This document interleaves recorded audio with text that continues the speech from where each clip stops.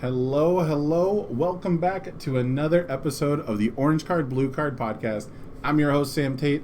I am joined by UnFunStuff's sponsored player and broadcaster, Tamren Cardwell. Tam, thanks for joining me on the podcast.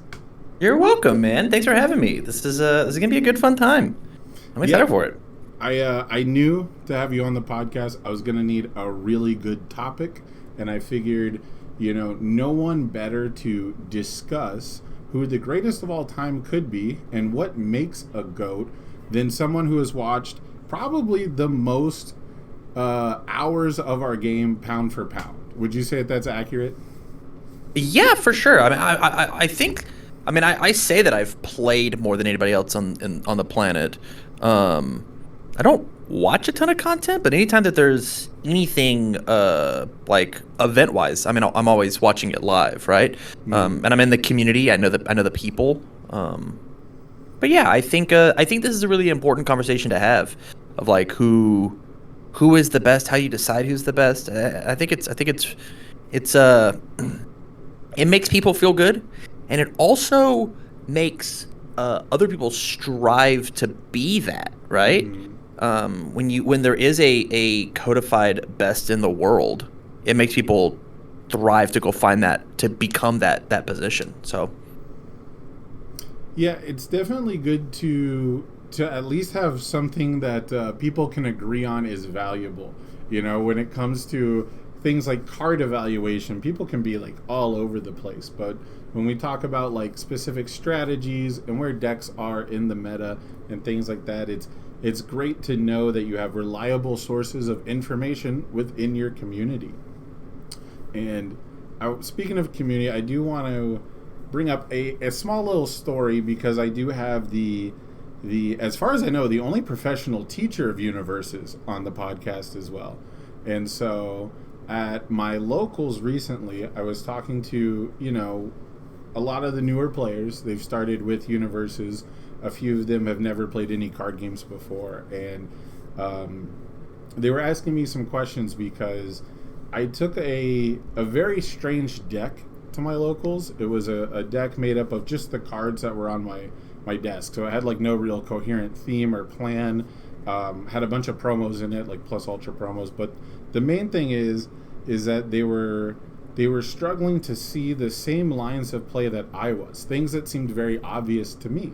And they would ask me things like, oh man, how did you know to block this attack instead of that attack, things like that. And I didn't have a great answer for them. So I guess the main thing I want to ask you is, while I have you here, is how do you identify a teachable moment? How do you, because anyone can go back and like watch their gameplay, right? You can review the footage, look over your plays, but if you don't know where things went wrong, if you don't know where things could be improved, it doesn't do you a whole lot of good. Do you have like any general tips for identifying the teachable moments?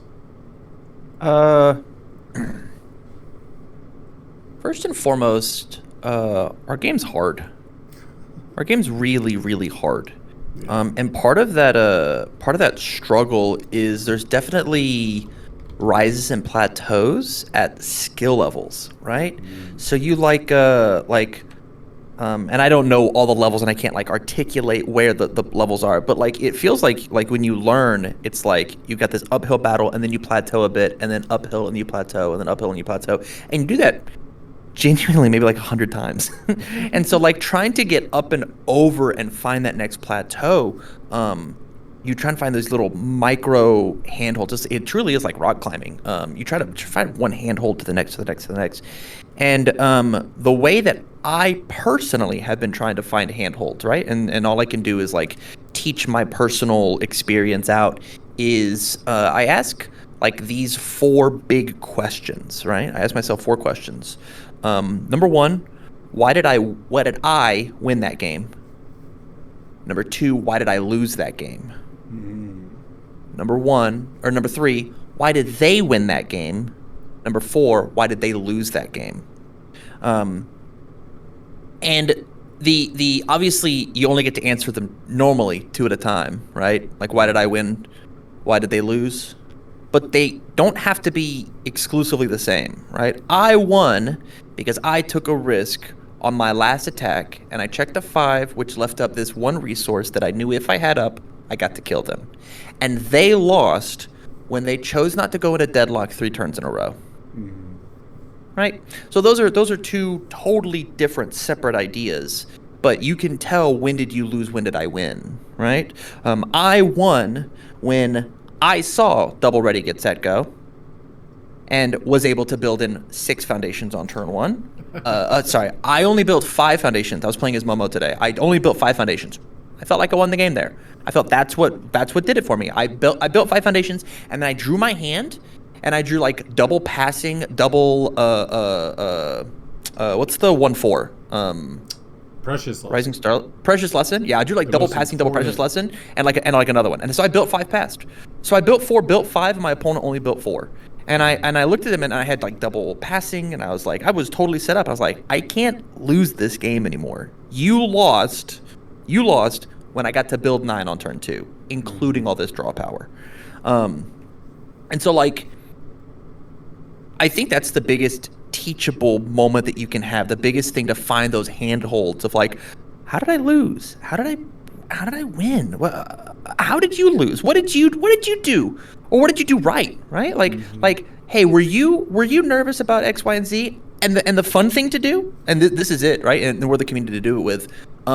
Ask your opponent those same 4 questions, or the 2 questions, right? Hey, in our match, when did you think you won? Mm-hmm. Oh, I won 3 turns ago because I sculpted for triple haymaker, and you have no stun hate. And so I just needed 1 more attack, and I'd won. I went, oh, okay, yeah. Well, I thought that I lost because I just like I refused to hold mid blocks, right? But that's not really why I lost. I lost because you won, right? Like these are arbitrary examples, and it's tough because we literally have a master's thesis worth of text on the table. But yeah. Man, it's tough. It's very tough. Team has an echo. Oh, an echo. I can adjust. I think I got this. But yeah, I think like one of not to while you're doing tech stuff, one of the things that I feel like I personally am really good at is like taking the thoughts and ideas that are in my head, articulating them out of my mouth so that they float into your ears and they get formed in your head, right? The idea, that the concept of teaching. I think that I'm decently okay at that. I'm good at expressing. The hardest part for me is honestly having good ideas. Having a good idea, like instantly, that initial spark, which is why truthfully I haven't had TAM talks in a while, right? I haven't had this, like, I don't want to put out bad content. I don't want to put out like rushed okay content. I just got to have a good solid thought, which is why I love podcasts, because they force this idea of articulation out of me.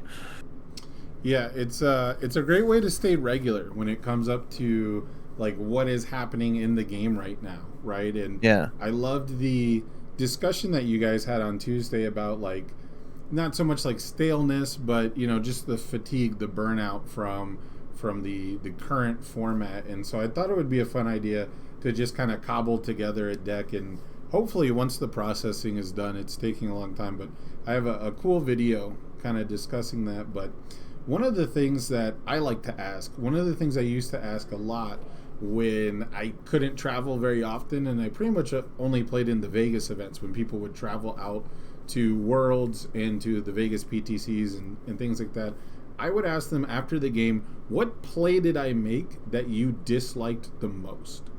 What play did I make that made you feel bad, essentially? Yeah. At what point did you feel like you were in trouble? Because those are the plays I want to make. Those are the plays I want to repeat. Those are the positions I want to, maneuver the board state into. And so I would usually share, right, like the stuff that I also hated the most. And it's a good way, I find, to let people just kind of have a free ticket to be salty at you and also kind of learn something from it at the same time. Yeah, as long as they're down to empty their cup, right? That's the biggest, hardest issue with teaching somebody is is truly emptying that cup, right? Blaming it on something else. I am a big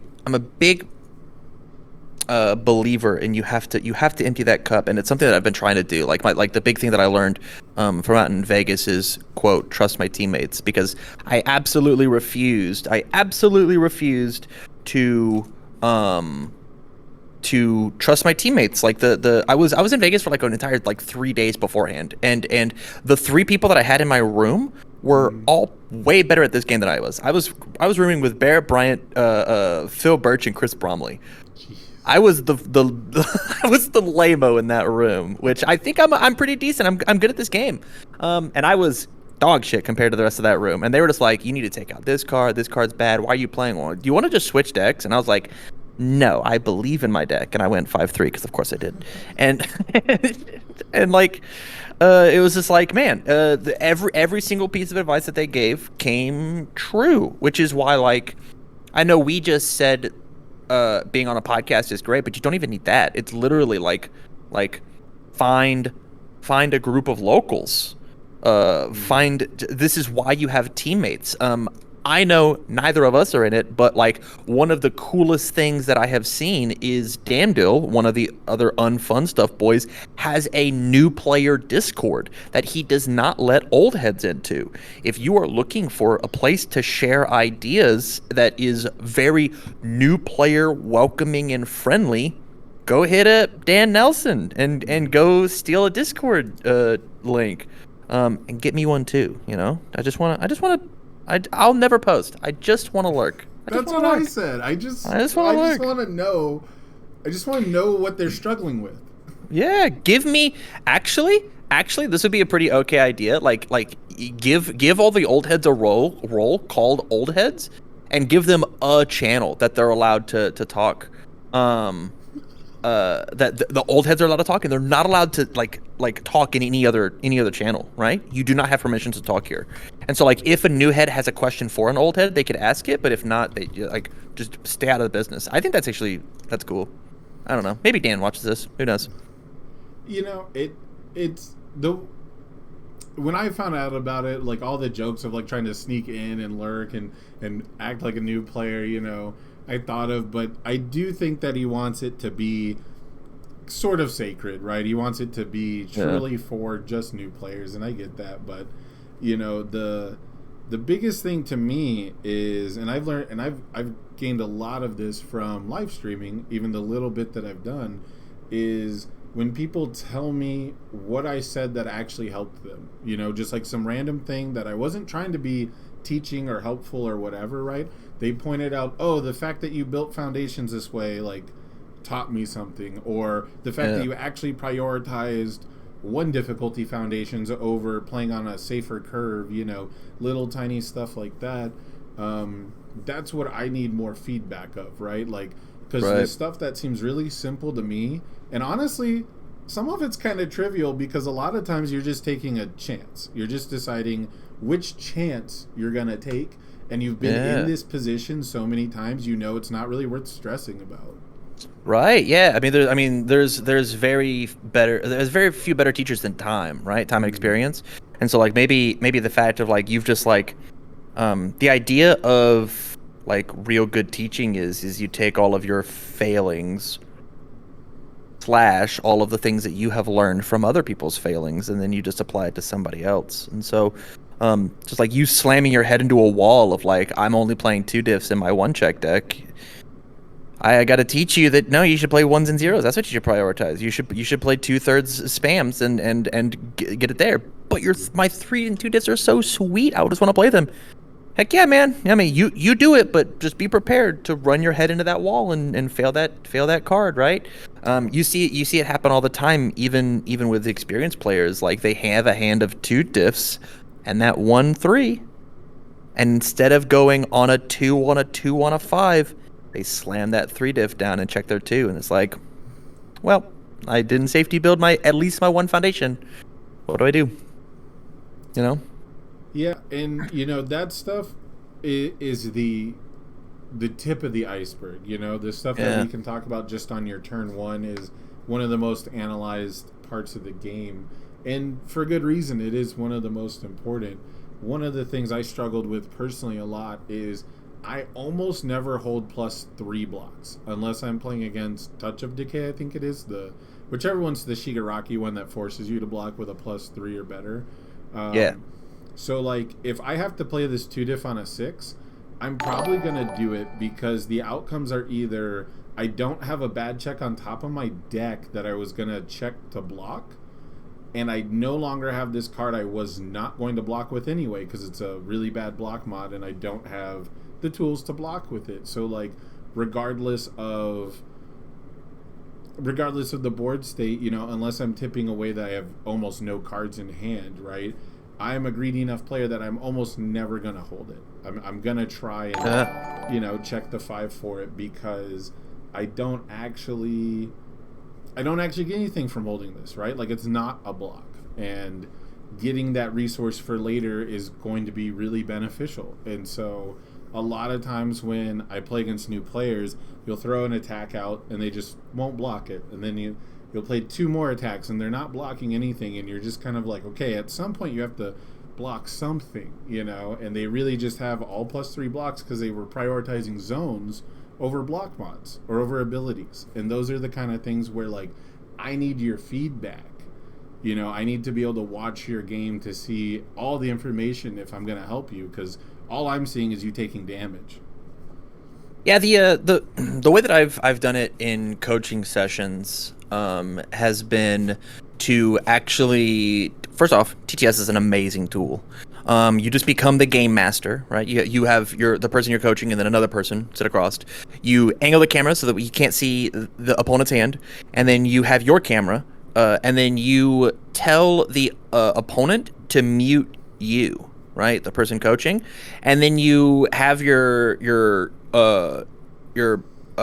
person you're coaching pull their hand up and be like, okay, before the turn starts, what are the number of cards that you're going to be doing inside of this, right? We've got card 1, 2, and 3. What order do you want to play? Mm-hmm. Well, I want to play card 2 and then card 3, and I want to hold 1 for a block. Well, why do you want to hold card 1 for a block whenever you have? How about instead you do card 3 first because it draws a card and we can discuss it afterwards, right? Yeah. And like seeing those lines and being like, oh well, I wanted to play card 1 because it interacts with, and just it's a coaching session, this card that's on my board, right? You use the code names of card 1, 2, and 3 because your opponent can't have like the reads, and like the one of the best thing that you can do to win at Universes is to look at your opponent's hand, right? It's the sole reason that Sero's good at all, right? Is I look at their hand and say, I know that I what I have to do, right? It's part of the reason these webcam events are a little shaky, right? I was playing in a webcam event yesterday and I got to look at somebody's hand twice. I got to Sero once per game, but twice in a match, and I was just like, hey man, I got to see your hand. I saw that you have X, Y, and Z card. Like I know you have a 3 high block, so I know that you can't block my high attacks. It's your block is not good enough. I've definitely had that experience a few times. And so like keeping my hand hidden, my teaching hand hidden, and being like, yo, why do you play this? Give their explanation, be like, okay, you're allowed to do that, it's your match, but what I would do instead is I would go bing bang boom, right? And this is the order, and the reason I would do that is because of X, Y, and Z. He has these cards over here, he's got this card in hand, this card interacts with this way, and they go, oh, okay. And I go, you're allowed to do whichever line you want, right? Because I don't know if I'm right, and I don't know if you're right. We have to experience it together, but this is what I think is going on. Yeah, it's definitely a whole trip trying to teach someone the game. I've taught a couple of my friends, and I've been there for, quite a few new players with the launch of my hero. And when the game did launch, I spent a lot of time trying to be in the mindset of someone new, trying to almost forget everything I knew about the game, which is completely impossible, but I tried to really navigate the waters like if I were someone who didn't know anything about deck building and just took the advice that was given out like on Discord and videos and things like that, like where, like would I match up to decks that I used to build, right? Like if I take this advice that people are giving, do I end up in the same place I did from years of experience? And the hardest thing to overcome that I was wrong about was attack ratios. I was always light on attack ratios very early on, like 16 out of 50 or 18 out of 63, and I didn't want to accept these 22 attack decks were really the norm, right? And because you're a wiener, well, kill people. it was not addressing the attack quality, right? Like the attack quality that I was used to was definitely different. And this style of decks I played were all almost completely fatigue based. They were almost completely about like, I know you're going to cancel, older format. I know you're going to cancel everything I do. You're going to flip something on every attack, and I have to have literally one more attack than you have blocks and one more enhanced than you have cancels type of a game. And navigating like once your opponent lets something resolve, you're in trouble. When they don't flip that overly dramatic, you're like, oh, we need to navigate, right? We need to find out like, how do we maximize this value? So, and a lot of chess, right? Like our card game is a combination of chess and poker. Yeah. Poker is the hidden information in their hand. Chess is the known pieces on the board. When you calculate out your chess move, and like, I can't do this in chess, but I can in universes. I can see 14 moves in advance, right? I can see that I'm going to press all these buttons, and I'm expecting you to press all of those buttons. But whenever you make your chess moves weird, is it because of the poker that you have in your hand? Oh, I don't care about the overly dramatic because I know I get to block it anyways. Like, oh. Well, that means that I have to bait it out a second time this turn. Oh, my turn's totally changed. Yeah. I was not expecting that overly dramatic to stay up on the board for not the second attack, but the sixth attack that I was going to play this turn. Yeah, absolutely. Finding out, and that's a big part of the joy for me when it comes to the game is not just seeing the decks that people make, but seeing specifically the choices that they make, because I truly believe that one of the biggest advantages you can take early in a game, and I think that this is a decent segue to like talking about skilled players, right? Experienced players, where you have common, what's the term? Not common sense, but it's like a common mythos. Things like you don't block the Gran Torino flash kick. The one that goes to momentum. You're not really supposed to block it. You're supposed to take 4 damage, leave the progressive difficulty. Yes, it's guaranteed momentum, but you're not going to get dunked by momentum ramp after you just gave up a card for typically a 4 damage attack, right? It's common sense, like bolt the bird. You just get rid of, whatever the actual real threat is. And I think you get a huge advantage when you can identify where you can cut that corner. Once you feel safe enough to block that flash kick, you're probably in a fantastic position, and you probably threw off your opponent's game plan a lot. I mean, it's all about advantage, right? What did you, to bring it back to chess, right? When we have that the bar on the side, right? When you watch a chess match and a move gets made, and then the computer that's way smarter than every person on the entire planet, like, it fluctuates up and down based on the move that happened, right? The differences in our game is we have that hidden information that the computer can't keep track of. It'd be interesting to know if a computer could keep track of it, right? But then also there's the hidden information of what's the top card of my deck, and then there's the information of like, what's the second top card of my deck? Because if I do make this check, what happens about the following check, right? This is a roundabout way of saying that there's so many small things that you have to factor in when it comes to, do I block this 3 mid for 4 flash attack that guarantee gets a momentum, right? Do they get a momentum and I take 4 damage, or do they get a momentum right now? Because that's all we're talking about, right? Right. Do I discard a card and they get a momentum, or do I give them +1 progressive? Do I take my 4 damage? Do I give them the momentum at the end of the turn? What's my health look like? What's their health look like? How many cards do they have in their hand? What's their stage look like? What does my stage look like? What's my block zones, right? What cards have they checked? What cards have they checked? What attacks are they running, right? If this is some momentum. If this is some do nothing 3 for 4 and you've seen their entire deck and they're running 1 copy of this card and no momentum's out, block that shit all day. Yeah, because that does not give them any advantage, or an advantage that you can't come back from, right? It's very hard to look at that card and be like, if I block this card, I will go up in advantage. It's very, very hard. They clear their progressive, they get the momentum for free, they got a card out of your hand. That's insane. That's what an insane thing to do. The only thing that they did was they lost an attack card and didn't deal 4 damage to you. Nuts. Actually nuts. And so like understanding when do I press? This actually brings me to a comment in the stream. It's confusing because sometimes I hear your last health is the one that counts, while also hearing you need to play defense and block. Am I missing something? Yep. Because we yes, you're missing something, I'm missing something, we're all missing something, right? If you were right, the only health that matters is the last one, but the question is how long can you keep it until it's the last one? Right? How long can you extend that last health out without losing the game and getting slammed for 12? Right? If my opponent does 12 to me and I'm at 12, then the 12th health was actually my last one, not the number 1, right? And so like, what advantage can I get out of interacting with what my opponent is doing? Sometimes new players press too many buttons. I'm going to interact with everything, right? And that's how you get baited into a Cannon Blast that swings for 100. Sometimes players press 2 little buttons, and that's how you get 2 5-damage pokes that both drew me a card, and then I play double back alley haymaker that you could have easily blocked, and on your turn, you review the 1 mid block 1. You block the second one. You block the second one every time, especially because I committed out my board because I checked a 3 on the second one. It's turn 2. You block the second one. What else could I do? Right?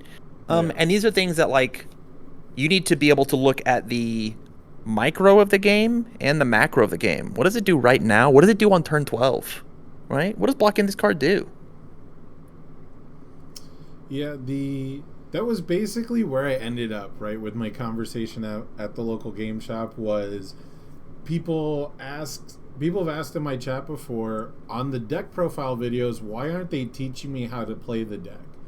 And you know, my visceral reaction to that is I can tell you all the synergistic plays, you know, but to actively play the deck is to teach you how to play the game. And I think that so many things are reactionary, right? Like, it's all things that you have to react to. I don't want to just simply say that it's contextual, because it always is to the board state, right? Right. And to the, you know, I've heard this come up before, sometimes it's your last health that matters, while also hearing you need to play defense and block. I've heard that come up before, and I think the biggest difference between, you know, the traditional card game mythos is that those games are based on board states where the things that deal damage come from in play. They are typically things you can see. They're things that stick around. And we've talked about before how Magic the Gathering, especially, is a game that you've lost before you've really lost it. So in that instance, if you've lost before your health is 0, obviously your health doesn't matter, right? Like in that instance, right? Like in that sort of scenario, where if you're just dead on board, if you're just losing to a value engine, whatever it is, right? Like in that instance, of course, being at whatever life total did not matter. And so when it comes to universes, the lower your health, the harder the game becomes to play. The less resources you're allowed to build, the less cards you're allowed to play, you know, the more risks you have to take, things like that. Like, the clock doesn't just get shorter on, like, a number of turns. The clock gets shorter on resources available to you. Because Options. if you've traded that health away, you don't get to build those foundations. You don't get to extend into deadlock and still have cards in your hand to defend with. And that's the resource you're actually trading away. So I say this I'm a martial artist. I teach martial arts. I say that the words control and choice mean the same thing, right? As soon as you, in a self-defense situation, have lost choice, you have lost control. The same thing is exactly true in our card game. As soon as I have lost the choice to build this card, I have lost control of the match, right? A perfect example is on turn 1, I watch Shigaraki check that touch of decay or whatever you have to block with a 3 block is. Hate Well, that. I am now a 5-hand-sized character. I have seen my 3 mid block, and I will hold my 3 mid block until I find a plus ultra, in which case I am still a 5-hander because I'll build my 3 mid block, and then I'm 5-hander against Shigaraki. That sucks. That sucks. And they're only playing 1 of Touch Decay, and they checked it early, and so now you've lost control of that game, right? Like there's so much that can go into like I don't know the correct answer. Do I review that 3 mid block because it doesn't kill somebody? Because it doesn't kill Shigaraki? Yeah. That represents 9 damage that I can't deal with, right? My little 7-hater can't deal with it. There's so much that depends on what are they doing? What am I doing? What are the options? What are the options that have happened? We're talking about teachable moments inside the game. Have we even thought about what teachable moments are in the deck building screen? Right? Oh, don't get me started. We got 4 hours for this podcast, right? We talked about the sponsored player, right? Like the benefit of having a team. I've been lucky enough to be around long enough to just come across like the nuggets of information from players much better than me, right? And that's something I tell people a lot is, hey, you built the Worlds deck that we made Swiss champs and teams. So I was going to take, 8, 9 cards out? I was like, 70 cards. I don't need this to be 70 cards. And then played it once at 61, once at 70, and preferred the 70 card version, right? Like his pinky's cracked. Yeah, I think I have a weird we're going to get off topic if I go crazy. I got nothing to do tonight. Let's do it. Let's run it. I think it's genuinely better to build the deck from scratch yourself, at least in this game, than it is to ever modify a deck, even if you end up in the same place. Even if you look at the deck and you just start from scratch, you'll see why you ended up taking those cards out. You'll see where you prioritize certain things, and that's just something that's helped me. Like, I've taken someone else's deck and done well with it plenty of times before, but especially in my hero, it's been a lot easier for me if I take their concept and I actually start from scratch and start building relatively the same deck, and I see usually a couple differences that I would have changed, but I have a better understanding of all the pieces coming together. I have to wholeheartedly disagree with that, but yeah, this is my job. Hey, everybody out there, don't make your own decks. Go Deck Doctors over on YouTube.com/DamnCardwell. There's your starting point, everybody. Go give that one a click. Just watch the whole thing. I think there was something to be said about. Once again, we're talking about the plateaus, right? Mm-hmm. You're a player that at your level in the game, you're at a high enough plateau that you can just look at somebody's deck, scope out what they're doing, get the general idea, the elevator pitch, if you will, mm-hmm. and then be like, okay, I'll build my version of this, right? Cards on the table at the provisional that's coming up. I think I'm just playing Broberg's Momo list. I think that's just what I'm doing. I put it in the big group chat. I was like, yo, I've played this deck a total of 6 matches. I haven't lost a single game. I don't know how you lose with this thing. I think I messaged him. I was like, hey, are you playing in the provisional? And he's like, no. I'm like, all right, I think I'm playing your list. What do you want to change? And he goes, nothing. And then he sent me a message this big telling me why he didn't want to change anything. He was this big, and I was like, okay, yeah, I agree, yeah, okay, all right, write that down. Hey, all of these things were rad. Yeah. I was like, hell yeah, Kevin, I love it. I mean, he gave me context, right? Mm-hmm. I think I'm gonna change one thing, but that's okay. It's the spice, right? Who knows? Maybe we do play a full set of Zero Gravity Lift because that card's sweet. Yeah. You'll have to find out. But I think that card's pretty good. I think that there is something to be said about having a good starting point, and it just depends on where you are on the levels and the plateaus of what can you do on the deck building screen. That's what matters, right? I think having other people just hand you a deck and play it is totally fun. Eventually, you should be able to just look at somebody's deck and then do what you're doing. Yeah. But I don't think there's anything wrong with net decking and then making some slight modifications. Yeah, and it's literally the difference between going to UVS Ultra, online and hitting copy the deck list and then swapping a few things out, and then just literally starting from zero and just adding the same cards. Like it's super weird to me, but it is certainly just like a personal like weird touch, you know, like just seeing the cards one at a time as they go in helps me mentally. I don't know what it is. Well, it's a lot of like, how do I decide what to go in, right? It's also like streamlined information as opposed to like chunk float information, right? Like I look at Kevin's list and I don't know why he put in XYZ card that I'm going to be stealing to play. I have to go play with it in order to figure that out, as opposed to you putting the gears to work in your brain of like, maybe why am I playing create bow staff? Why is that happening? Oh, it's because it lets me, when I check bad, it lets me rebuild a card, right? Oh, I do like Zoom. Why do I like Zoom? He has it at a 2 or a 3 of. Maybe I don't want it at a 2 or a 3 of. Maybe I want it at a 1 of, right? He put one in the sideboard for the deadlock pressure so I can look at their hand because, you know, I was listening to Orange Card, Blue Card, and Cardwell said that's the strongest thing you can do in this game. Look at somebody's hand. Yeah. It's interesting. But like when you just like steal a chunked deck, you have to play with it to understand the point. Unless you're, once again, at those levels of like, oh, I can see what the pitch is. I get it. I understand how it works.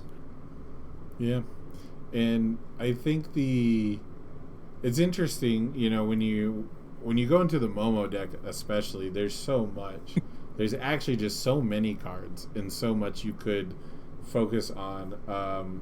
But I actually do like the bow staff touch specifically because the cards that Momo can't search for, bow staff can. You can search up bow staff and then it searches up non-weapon assets, right? Like it's such a weird, cool little tech that just further improves your already insane once per turn ability. Right. It's just Momo's once per turn with 4 damage on it, right? Yeah. Just like a little more open-ended. Yeah, and you just slam it in your card pool, and like you instantly get to have it, right? You already made the check for the foundation, and you're pressuring their hand for 4 damage, which like is not 4 damage. It's actually 4 damage and a momentum and a card out of their hand, and then I rebuild, and then the cannon comes afterwards because you decided to block my 4 damage move, and then now we're back into the idea of, oh no, you made a mistake. You cared about my 4 mid for 4 that didn't actually do anything, right? Yeah. My 4 mid for 4 that built box of babies, shucks. Yeah, and see, this is the kind of talk that, like, I wouldn't know how it would help a newer player, but because it seems so obvious to me, but when someone who just looks at that chunk deck list and goes, man, no one else played bow staff, or, you know, bow staff appears here and there, it's not always an auto include, you know, that might be the one piece of information they're missing. One of my earliest UFS memories back on the old forums, right after Garrett Brett won Worlds at the last Gen Con Worlds, playing himself, I believe, I asked about why a specific KOF card was in the deck. And I think the phrasing, it was like, is this card, I think it was called Third Successor, just adds a Air and Order card to your card pool. And I was like, hey, is this just here to combo off, you know, the Robert kick, like just to add something in for the combo? This is a Rio card, right? Or some shit? Yeah, it's Joyfully Wealthy or Instructor. There's probably multiple cards in their kit, right? Like their asset does the same thing, but yeah. But the main thing is I just asked on the forums, I was like, hey, what other uses are there for this card? Is it just for this one interaction? And Garrett Brett, who, you know, some people might consider the greatest player of all time, was like, LOL, look at the deck list, idiot. So, you know, that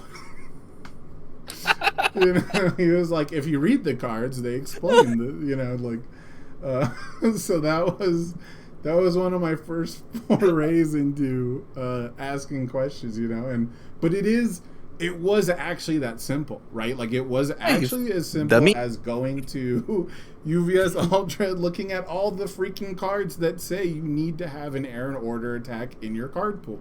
It's not just the one combo ability, but in my head as a new player, I was like, this can't be worth it. This cannot be worth destroy, add a 1 card just to play an attack on a 6 and yada, yada, yada. And it turns out that that's true. I didn't do the research myself, you know, and it sounds kind of, I don't know, bad to say, but like in today's day and age, you have to make that information readily available to people. The more like the more welcoming you can make that information, the easier a time you'll have. And I just want to reiterate, he wasn't actually that rude to me, but it's one of those things where I was just like expecting someone who would like be excited to talk about their deck and explain like all the different iterations. But at the time, Garrett was like writing up a tournament report that would do that anyway, most likely. So, but when it comes to like making that information like readily available, I still felt specifically gifted that I could just hit up the world champion on a forum, that I could just at them and they actually did reply. That's not something you get from every card game. That's not something you get from every community, where you can just sort of ask a direct question to someone who just won the world championship. Not a ton of people taking FAQs or AMAs on forums back in the day. Right. What do you think is the most important thing when it comes to making information readily available, right? Is it really important that you are an experienced and skilled player, or do you not necessarily have to have like the gaming chops if you want to help people access that information? Because that's something I personally struggle with a lot. Like, people at my locals ask me like, how do I think about the game and want tips and things, and I feel like an imposter. Like, I feel like I've never done anything in the game. Like, my accomplishments don't, right, like they don't amount to me being a professor. Like, hey, have you topped an event? I'm sorry? Have you topped one of these My Hero events? Yes, I've topped all but the Vegas regional and the Pasadena regional because it was top 8. I've topped 0. I've topped none. Yeah. And I consider myself the best teacher of this game, right? Like, I think that it is, Imposter Syndrome happens to everybody every single day. It is very easy for that to happen. Hey, Sam, talking brother, get the fuck over it, dude. You're great at the game. Just realize where your shortcomings are and try to your best to explain it. I think everybody has here's the thing about teaching, right? You retain 90% of the information that you teach. You got to know what you're talking about in order to teach it, which is why like the only reason that you have imposter syndrome is you feel you're teaching somebody poorly. Right? That's the only reason, right? Is you think I'm doing something wrong. You are good at the game. If you are good at articulating your points inside of for the game, then you are a good teacher, right? It's just that simple. The information should be out there, and I don't believe that every high-skill player can be a good teacher of the game. I believe that wholeheartedly. There are a ton of people in this game that I mean. One of my good friends, Phil Birch, says I'm dog shit at teaching this game. One of the smartest card game players I've ever met. Guy runs laps around other like he is your very abrasive. Why did the fuck you do that? kind of teacher, right? Not the helping hands kind of guy. But he's great. He's absolutely wonderful. He's cracked at the card game, and so like I think as long as you're patient and you are trying to find more ways to open yourself up to teaching, I think that there's no reason to have this idea of imposter syndrome. Yeah, I think you're great, Sam. I think you're great. I appreciate the kind words. It wasn't trying to go off on a tangent about myself, but I did want to sort of bring up like the idea, when we talk about the greatest players, a lot of them are extremely humble. Yeah. Some of them, of course, not so much. Some players some players do like to tout their own horn, and I am first of all, I'm fully for it. If no one else is gonna tout your horn for you, you might as well blow your own. So it's the kind of thing where I have absolutely no problem with someone believing in themselves, right? It's an anime card game. The most anime thing you can do is be a total loser who believes in themselves. That is actually the plot of most anime. So, it's the kind of thing where, do you think that personality is really important? Because unlike a sport, and some people have said this about sports too, actually, where like they would say someone is the greatest, but they had a poor attitude. I've heard that about soccer players a lot, where they're like, oh, he'd be the best if he was a better ambassador for the game, which sounds like something from outside the game. But if you take into account that a card game has an inherent social element to it, we talk about, players who are very consistent, right? Like consistent results. You also have to be consistently good at cooperating and talking to your opponent. So do you think that like a personality really plays into being the greatest of all time? Do you think that that's something really important, or do you think you should really just focus on your gameplay? What a question. What a question. Okay, so obviously we're both fighting game nerds, right? Like my main fighting game of choice is Super Smash Bros. Melee. I can tout off literally everybody in that scene. I know anybody who's like in the top 50. I can like, oh shit, let's talk about it, right? But like I know so ancillary about like Street Fighter and slightly Mortal Kombat. I know so yeah. So like forgive me. I think in the FGC, the fighting game community, villains help make storylines. Without villains, you don't have epic heroes. Without epic heroes, it's very hard to see the difference between the goats. It's very, very tough for you to want to say the greatest of all time is a total dick on the sticks, right?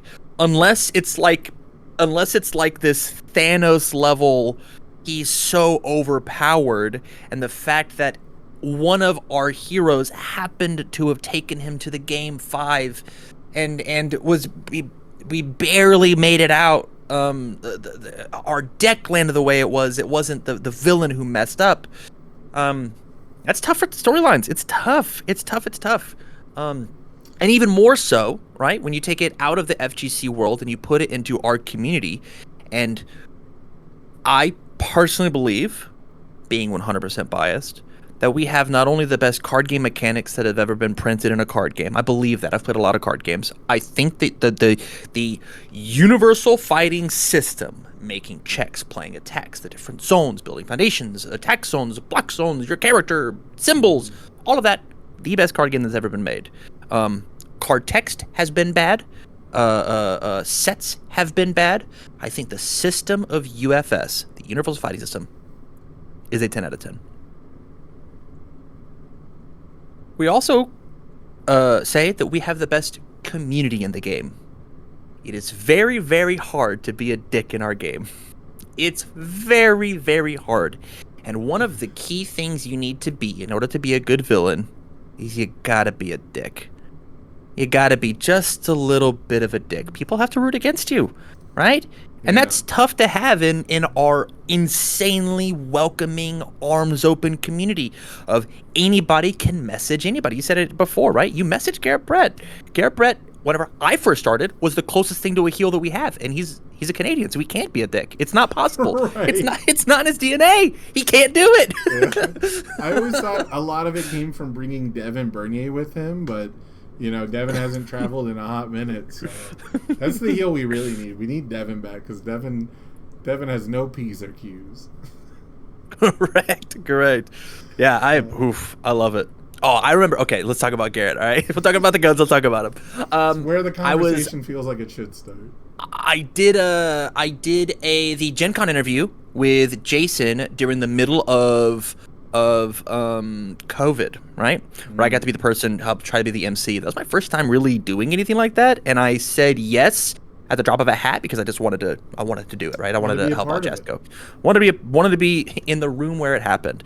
And then I get in a conversation and I love Jason to death, and I'm gonna air out some dirty laundry. Why not? He told me that I was doing the interviews about 4 minutes before we brought people on. He's like, and I want you to lead the interviews. And I go, well, I didn't prepare anything. I was here just to help you fill dead air. That was my job, was to help you fill dead air. I'm the second person. He goes, no, you got this for the next 4 hours. We're going to bring in just a bunch of people. And one of the first questions I asked Garrett Brett was, how does it feel to be like one of the most winning players of all time? And he goes, it feels good. Is that a real question?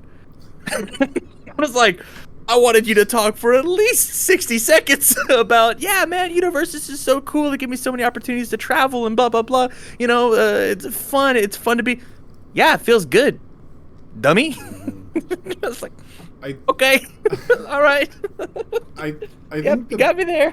The pivotal thing about being a heel, I think, is twofold when it comes to something where you're not strictly playing a persona, right? Where you can't literally separate the person you are and the heel that you are, and why people like to do that. Like, they like to have that persona and separate it. But I think the two biggest things are people still have to want to watch you, right? Which usually comes with the chance of you losing. You know, just think if Filipino Champ wins that set.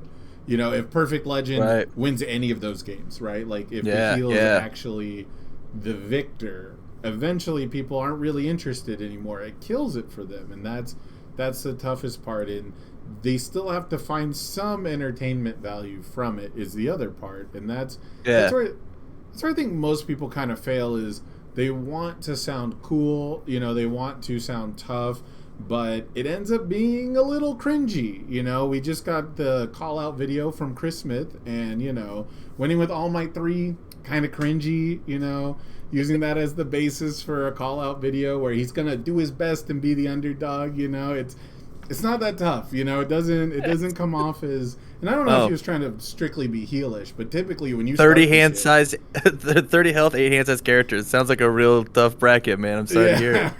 You know, sorry to hear it. It's you know, his opponent checked as bad as he could. I know we could just trash trash Chris Smith. Hey, change the topic. This is why we don't like Chris Smith. Just kidding, buddy. We love you.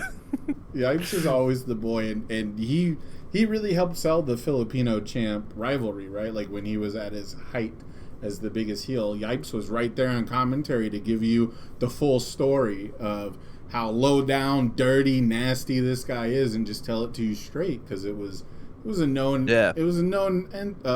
quantity at the time. But, you know, but when it comes to trying to be that heel, you know, you saw Jose even try to do it, telling people to come take it from him, you know, and then he didn't travel to any events, so he ducked everybody for 2 months.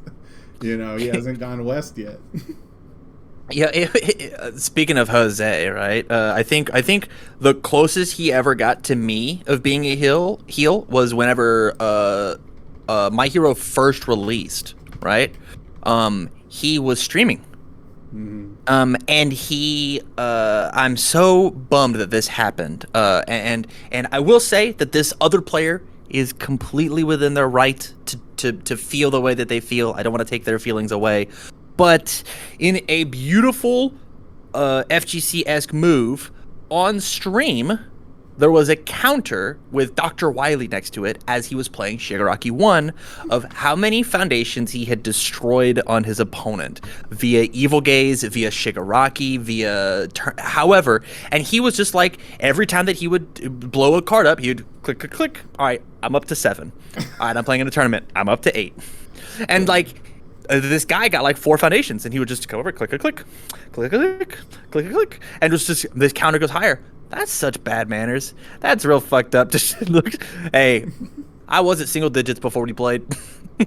Yeah. I'm at double digits now, right? That's a heel thing to do. That's a very villain thing to do. He was playing a villain. He was trying to be exciting on stream. Like, there was a thing, and then like this guy complained once again. To reiterate, he's well within his rights to do. That is once again, our community is very inclusive and fun. And I want to say that Tio asked him to stop. He's like, hey man, you got to complain. Would you not do that?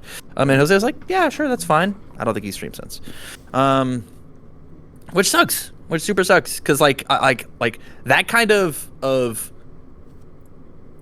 that's not, it's bad manners, right? It's BM, but it's not like abysmal, and like without saying any names, and if you're watching this, you know, right? We just recently had a player get banned who, if they toned themselves down from an 11 or a 12 down to an 8, would have been the best villain that my hero has ever had, and I would have rooted for them incredibly. But they were not a villain. They were a super villain, right? They deserved to be banned because of the things that they had did or done or whatever. And that's not the conversation we're having. But like it's possible to do this thing and be the villain and be disliked. But like, man, you gotta back up the skills as well to get it back on the GOAT conversation. I'm not positive that you can be the GOAT and be a villain. I'm not positive that you can in a living card game, right? Living, breathing community, right? And the community decides, right? Community decides if you're a GOAT or not. Yeah, and I think Garrett was trying to cultivate that. I think he saw the unique opportunity where, he is nice enough in person, right? Like, playing against him is not a struggle. Not that I've actually played Garrett Brett now that I think about it, but I've never. You've never played Garrett Brett? Huh? You've never played against Garrett Brett? I don't think I've ever played against Garrett Brett. I don't think I've ever gotten matched against his team. I've never just gotten matched dismantles against you, him man. in singles. I don't know. I have not played him in my hero yet, but I've played 2 games of Jasco era UFS, and in one of the games he was a heel to me. Yeah. Right? He was a heel to me. Yeah. We talk about it if you want to, but like he was whatever in me. But the second one he just rolled me. Did you get roll shark? Did you get angle shot? Did you forget your first F on CA? Is that what happened? No. I was playing as my Valentine in a Teams event. I get paired up in a Garrett Brett playing something I don't remember. And we play like a game 1 and we go for like 45 minutes because that's what Garrett Brett wants to do. Game 2 I beat him in like 7, and we've got like 13 for the last one. And he is not wanting to push for the tie. He's wanting to push for the win because his team needs the win. And I am sitting here, and we're both at deadlock. We're locked out. It's crazy big. Like, it's like huge stage, and I'm playing as Mai, and I'm playing a good symboled Mai. I said My Valentine. I didn't say Faye Valentine. I'm so sorry. Faye Valentine. I'm sorry. I've been watching so much Yu-Gi-Oh. Faye Valentine. I've been playing Faye Valentine. Different. It was Faye. This was Bebop Worlds, right? This was Bebop Worlds, and so like nobody like really seen that character do anything, and so like I'm sitting here thinking I've got my cards and I'm playing defense and I'm trying to survive. He's trying to kill me, and he looks at the time and goes, "Can you hurry up a little bit?" And he says that like 3 times in a row. Will you hurry up? I'm trying to get a win here. And I'm like, you're Garrett Brett. I don't want to timer scum you. Yeah. And I put the wrong card on top of my discard pile. And if I'd have given everything -2 damage, I would have lived. But I had it -2 speed, and I couldn't change my discard pile. I had 1 card in hand, so I couldn't block everything. Obviously, -2 speed says -2 speed says I lose. -2 damage says that we draw. And so it was. He asked to go faster, and I was like, I'm trying. It's tough. The biggest thing for me is consistency in the pacing, but that's a totally different conversation. We're here for 4 hours, man. Yeah, to stay on the GOAT subject, where, I do think that. I think that a big part of it is that it can't be a struggle to play against you. I do think that is like a requirement, because, stories like that are important too. But typically, I don't hear people coming away saying it was a miserable experience, right? Like, one altercation, one interaction, so be it. Yeah. The second time I played against him, he was an absolute treasure. He was playing Gil. I was playing Scorpion. I could not win that game. It was not possible. Right. All my moves have 1,000 keywords. I paid a health for -2 speed, and he gave things +5 speed. What the fuck am I supposed to do? Right? What do I do? And he gains off all the throws. Right. Yeah, it was silly. Yeah, so that's the biggest thing to me is if people want to be a heel, you have to kind of leave it outside the actual game. And Yeah. that's a big part of it. Like if you want to pop off, if you want to jump off the table, like first of all, that's a compliment to me. I know it's not to a lot of people, and I know there's going to be some times where I regret saying that because now everybody in chat's going to fucking I'm popping do off on you every time. backflips if they Every fucking time. ever beat me. um, but Yeah. you know, I come from like an FGC sort of background and from esports where you need to build that hype. You need to capitalize on that hype, and that's kind of why you play the game a lot of the times. And I think one of the things I really wish that I felt more confident in is like really popping off and showing emotion when I feel like I did a good job or I feel like I survived like a really stressful um, game. And like at the same time, it's so important to me that I don't ruin someone else's experience. You know, it's so important to me that I don't rub salt in their wound because either a lot of times it's either I'm playing against someone I know and I feel really bad that I'm eliminating them from top cuts or like, you know, wherever it is in the round, like it feels bad to beat your friends. Or if I don't know them, they're probably pretty new to the game. And it feels bad Right. to pop off on someone who's pretty new to the game. So, you know, it's It's not also like, where is your pop off happening, right? You pop right. off round one, you Every blew it. time. That's always You my blew pop it, off. right? And like you pop off like the only big pop off that I think of two pop offs that I've had, right? I've had two as well. My Yeah, oh, I'm excited. All right, we're gonna share stories. Number Yeah. one was against Cody Kent. Whatever he misplayed, I snuck into 16th place at nationals, Mortal Kombat nationals, and he was Liu Kang Prime. Liu Kang Prime, Liu baby. Kang Prime, undefeated, no chinks in his armor, undefeated all day. He knocked so many Liu Kangs, including the person, big shout outs talking about goats, Mark Tyner, the goat of Jasco era. He knocked Mark Tyner out. And I'm sitting there and I'm playing Mark Tyner with my Scorpio deck, and Mark Tyner beats the brakes off me. He fucks me up.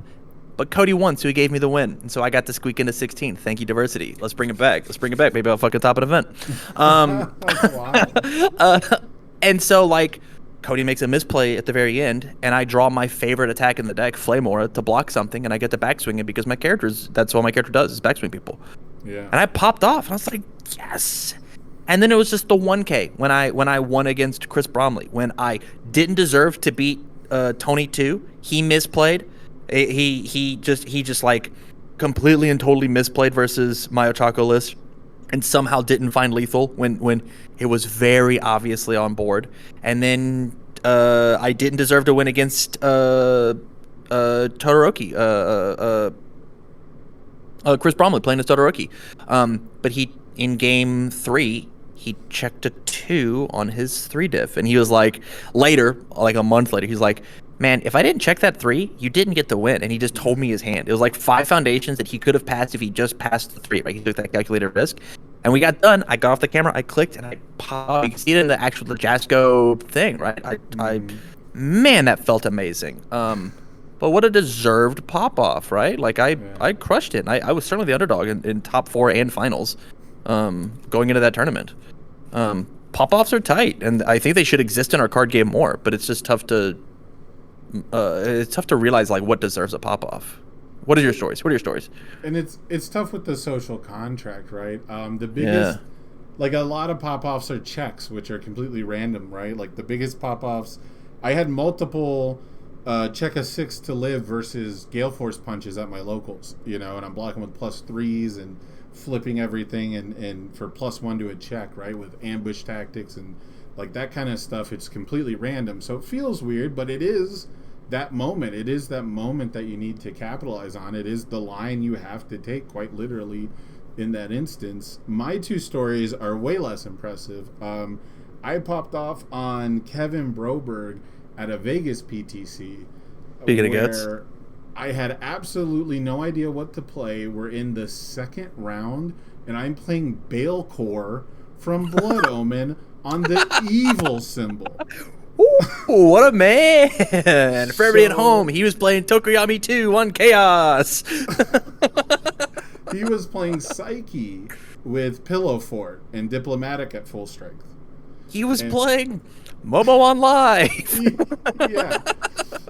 So game one, I get absolutely trounced. Like, the whole deck, it has like one reversal in it, and that's like one of the bigger plays you can make, even though you can't give the minus to the check, but it doesn't matter. I get absolutely just gobsmacked, like a 17-minute game one.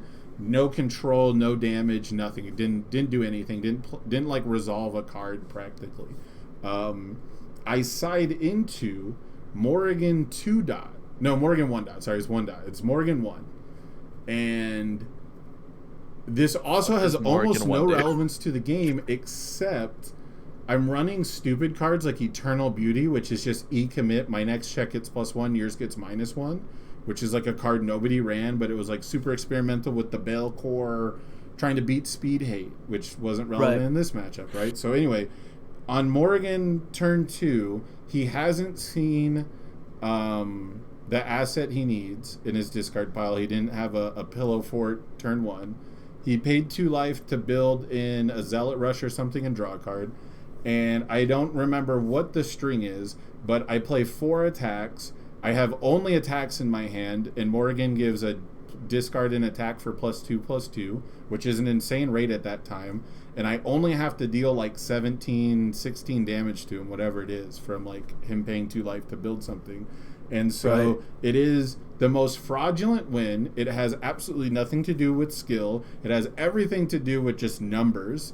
And I was the only person to like take a game off him that Swiss or something like that, like the whole day. Right. And afterwards, when I got a win with Morrigan, who was considered a completely unplayable character for the most part, like, you know.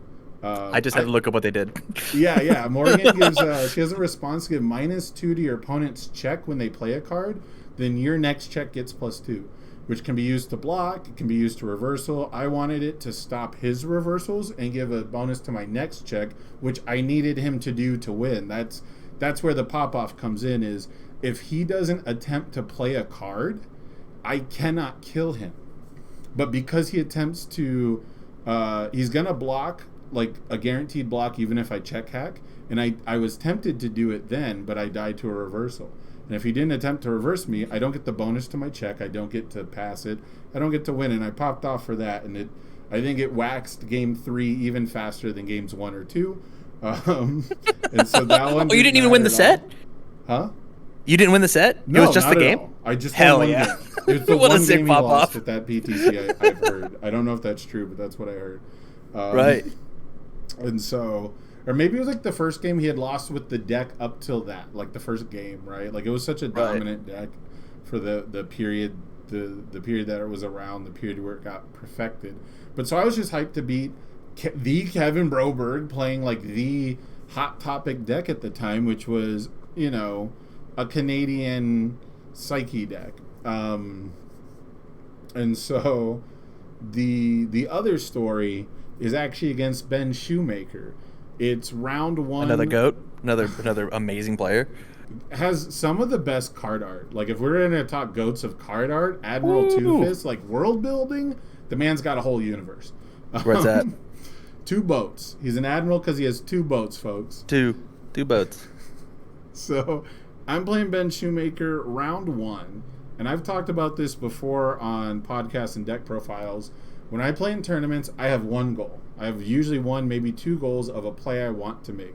And this deck was burn Spike 1 in singles. I'm playing the death symbol. I'm playing Fueling Up. I'm playing 4 copies of Walking Arsenal. And my only goal is to kill somebody with a burn trigger that they didn't see from a Fueling Up or from a Walking Arsenal or something. And Ben Shoemaker has the actual worst, like, first couple turns of all time. And he ends up being forced to just draw a card to try and block something and hope I don't respond Walking Arsenal, which I do with 2 of them, and burn him to death.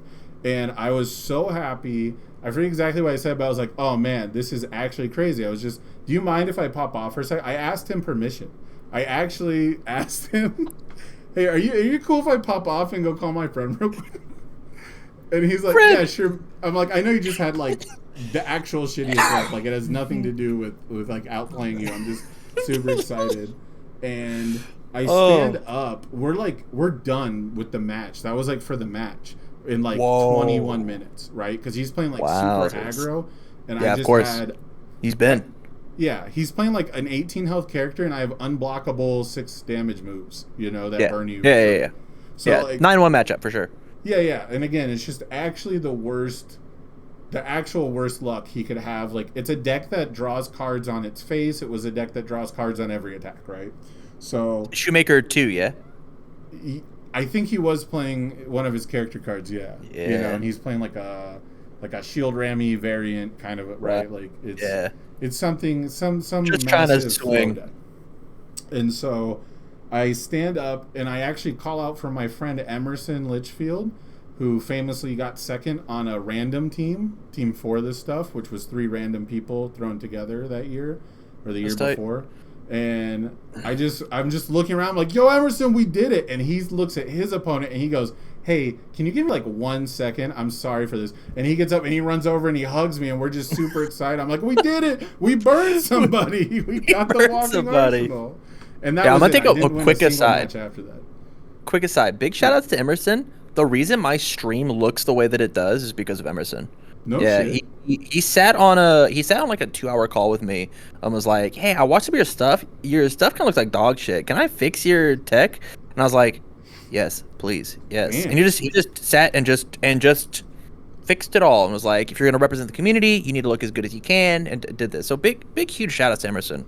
Yeah. He's had a lot of life stuff, take over. He's not super active in the community, but I really miss him, man. He was the lifeblood of the Vegas group. Oh yeah. He's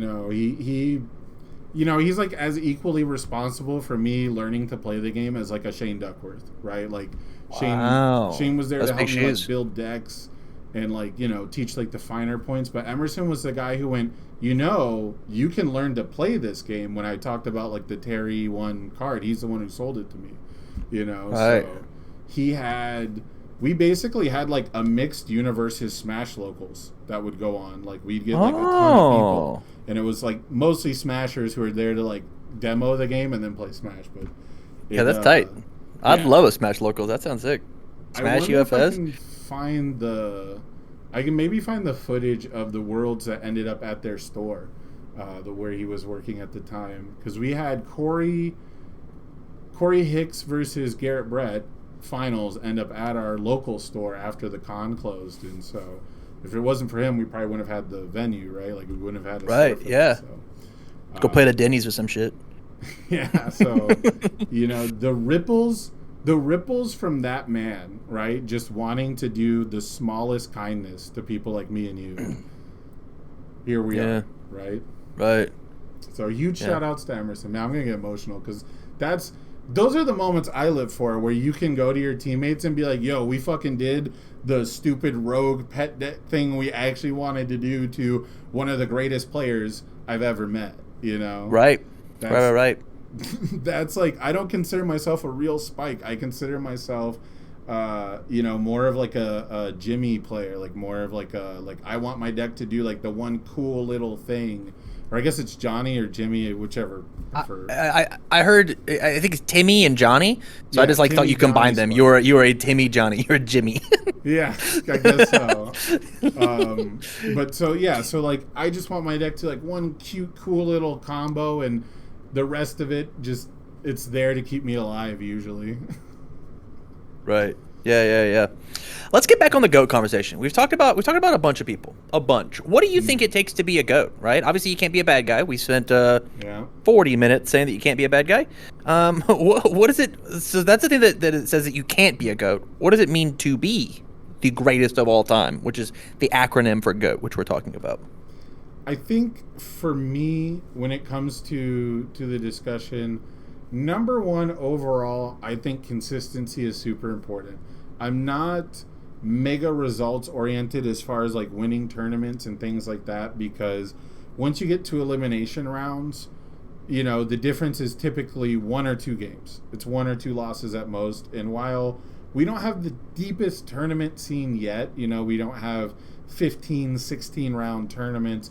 I still think it's okay to not be that, you know, to not excuse me, to not be hard pressed about specifically getting first place, you know, specifically getting to grand finals. And I think a big part of that strictly comes from the fact that we have luck elements in our medium. You know, a lot of times your skill is harnessing that luck rather than specifically making all the best plays or being the most knowledgeable or having, you know, the best math skills, for example. And so when it comes to taking risk, to taking gambles and things like that, you do tend to see a little bit more variance at the end. You know, a lot of times sports are balanced out by the team element. It can't just be the single greatest athlete. He has to have a team to help him out. It can't be one singular person doing all the work. And so I think for our medium, you kind of replace that with the variance issue. So I put consistency at the top, and then I put ingenuity right under it because the innovation. Go ahead. Before we get to it, do you think that the GOAT has to have won something though? Right? Because I think consistency is important, right? But like, let's take and look really, really close. Let's pretend that we were talking about what's a baby goat called? Googling. A kid. Baby goat. A kid? No, That's a baby goat. A baby kangaroo is a joey. Baby goat name is called a kid. I hate saying this because of who this person is. So do you think, like, I can't consider Travis the kid a baby goat of season 2 because he hasn't fucking won? He's gotten second place 100 times, right? He's not the best player because he is the most consistent. He has not. I guess he did win a provisional, right? He's won a he won an online provisional. Did he win 2? He won with Momo, one with Asui. Those were online events? I believe so, yeah. Okay. They meet the minimum requirements for the bounties at least, so I know that much. So we could put him in the conversation of the kid of season 2, right? Little baby goat. Yeah. Okay. I'm back in it. it. Yeah. I think that you have to have at least a couple first place and then all this consistency, right? That matters to me. I think if you just like you get second place over and over and over and over and over again, hell yeah, you are not the greatest of all time. You're the okayest of all time. You are in contention for that second, third, fourth, fifth slot. You are contenderest of all time. 100%. You're a coat. Well, that's usually what people are looking for, right? They're looking for minimum one championship, minimum like one big one, like one world champion where, you know, officially you are considered the greatest at that time, right? You win a world championship for whatever season, whatever the period of time it is, usually yearly, you are officially crowned the greatest. And so that is generally the minimum bar, is at least 1 year where you were considered the greatest in a world championship. Yeah. And to bring it all back, right? And we'll get to your second point of innovation here in a second. The reason that we're doing this and having this conversation is we are ramping up to Nationals and Worlds for year 1 of the My Hero card game. And so we wanted to talk about what does the idea of the greatest of all time mean in the future of this version of the game. Because, like, you've heard us talk about a bunch of names, and then every single name that we've talked about on this podcast, sans Ben Shoemaker has topped one of these events. Right? Every single name that we've talked about has topped a My Hero event. And so, like, that we've put the GOAT title next to, at least. And so we just want to, like, this conversation is not, we are deciding right now who the GOAT is. What this is opening up a doorway for us to come and look back next year, same time, and be like, with the parameters that we have set now and the few names that we have tossed out, how do we get there, right? Like, to the point where Tyler Doval I believe I'm saying his name. I believe is the GOAT of Dragon Ball Super. He's a world champion, multi-world champion. I'm pretty sure. Somebody who actually knows more about the community in the comments or in the chat. Correct me. Yeah, he's not on this list, right? Because of a point that I want to talk about, and that is tenure. I think tenure matters when you're talking about the greatest of all time. Which is why, like, a lot of people from truly the Jasco era, I actually write off. I don't think I was it Andrew Duvall is Andrew Duvall is the PPG sponsored player who's DBS. What did I say? Did I say something wrong? I think you said Tyler. Abysmal with names. Andrew, I'm so sorry. Andrew Duvall.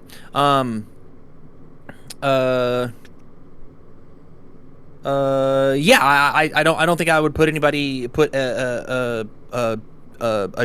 a Jasco era person in the conversation. Like, you could make a list, and I hate doing GOAT conversations. I love doing Mount Rushmore conversations because I think it's impossible to put down one person. A little more leeway. Yeah, a little more leeway. But yeah, it's I want to move on to tailor that. Let's go under your point of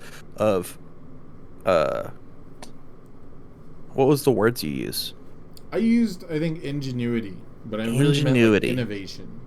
Innovation. Okay, speak to that. Yeah, so I think that's like the number one hot topic that I think is maybe overvalued, but is still at a baseline level insanely important for your card game. And that is innovators. That is people who manage to shake things up, people who find those hidden values, find something that works that nobody thought of, right? And I think the worst thing that could happen to any card game, when a card game truly dies, is when there are no more innovations. There's no more innovators. People have just sort of accepted things for the way they are, you know? And luckily, with constant releases and even like games that are not officially supported but like are kept alive by their communities, you can find a lot of like crazy cool innovation, right? So those games only die once people stop finding new ways to tweak and twist things. So I think that that's super important, but I do think it might be strictly overvalued a lot of the time. I think people focus on it a lot without, to put it bluntly, fully understanding. You know, they see something different that does really well. They see something that they didn't expect that wins something, and they immediately sort of latch on to it as an innovation, when a lot of times it's just a different dressing over something very similar. The best example is when you look at like attack archetypes in our game, where someone's like, I did really well with Denki, but it's really just a Jiro deck with Denki on top, right? Or I'm just playing all these charge attacks. Like, charge attacks are just really good in all the best air decks, right? Like, things like that. You talk about like a package rather than a specific deck. I think that's when it's not strictly innovation anymore. It's really, you're just fine-tuning your style, and finding real innovation is something people can debate all day anyway. Until you get to like down to like, once again, the real minutia of it, of maybe those Geo decks weren't running 4 Airstream Driver because the best deck in the format wants to clear their own card pool into their stage, right? And so like there's your innovation that the top players are going to see, but maybe the other people running that same deck are not, right? Yeah. And so like there is a little leeway when it comes to, you know, I'm just playing like this tried and true thing, but I've inflicted my own flavor on what's going on with this this deck. And there's like, I mean, there's 1,000 people to do it, to bring up a name right now. I want to give a shout out to Satonis, forgive me there. Jacob Johnson, right? He had the idea of like you've got like Garrett Brett decks, you've got Kevin Broberg decks, you've got Jacob Johnson decks, right? Jacob Johnson is just slamming his deck on the table and just like letting it fly. Like we saw that with his Kirishima, we saw that with All Might, we saw that with so many, and he's like played a different character in My Hero and topped all these events over and over and over and over and over again. And anytime that he missed, he just barely missed. So like like there was a conversation for him to be like that definition of an innovator. He's very, very good at innovating inside of this card game. And he had to take on a special challenge, right? To miss his first top cuts.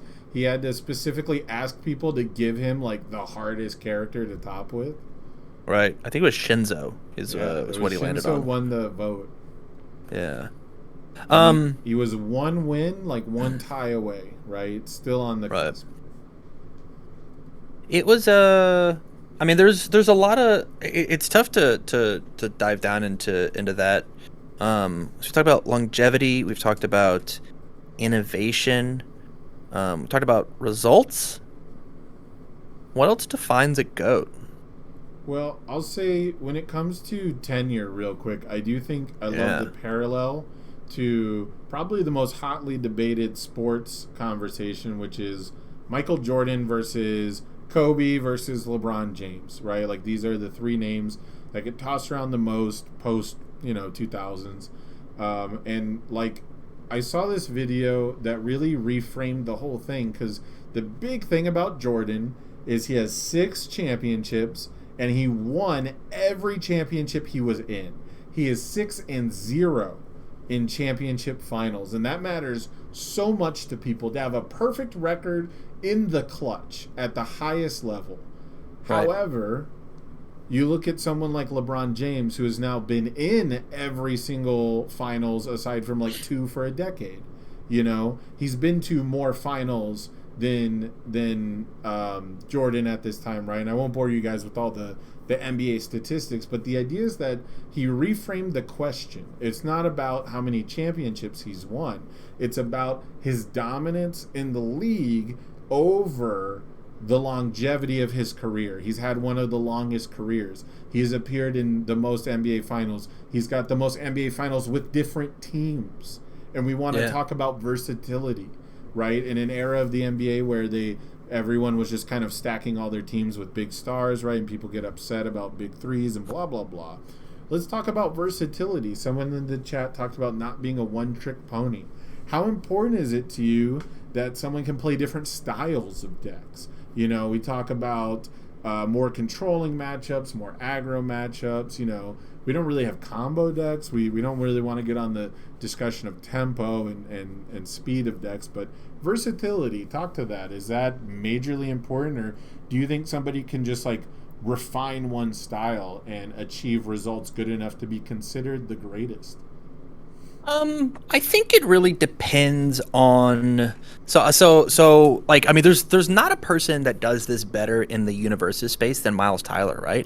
Miles Tyler played Terry 1 for literally his entire career. He switched to Terry 2 for like an event and then just like went right back to Terry 1, right? And just like it's just playing Terry 1 over and over and over and over again. And we're seeing that again with the Ida 1, right? I bet unless like he has shown that Ida 1 is going to be the deck that he wants to play, and unless Ida 4 does something absolutely crazy, we're not going to see an Ida 2 or an Ida 3 switch. He's just going to ride Ida 1.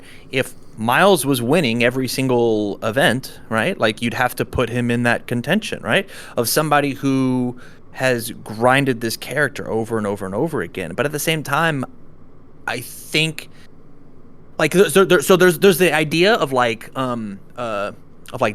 Daigo. I'm gonna totally butcher his last name. Uehara.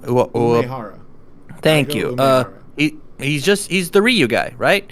And he's just gonna beat your ass with Ryu, and Ryu's never been like the best character ever. He's always very middle of the road. He's the starter character, right? And Daigo just like beats your ass, and that's one of the big names that I know in Street Fighter. Like he's in running of like he's the guy, right? He's just Ryu incarnate. I would totally put him in the idea of like Street Fighter GOAT, because I know him. I know his name. Right? He plays his Shotos and he plays them damn well.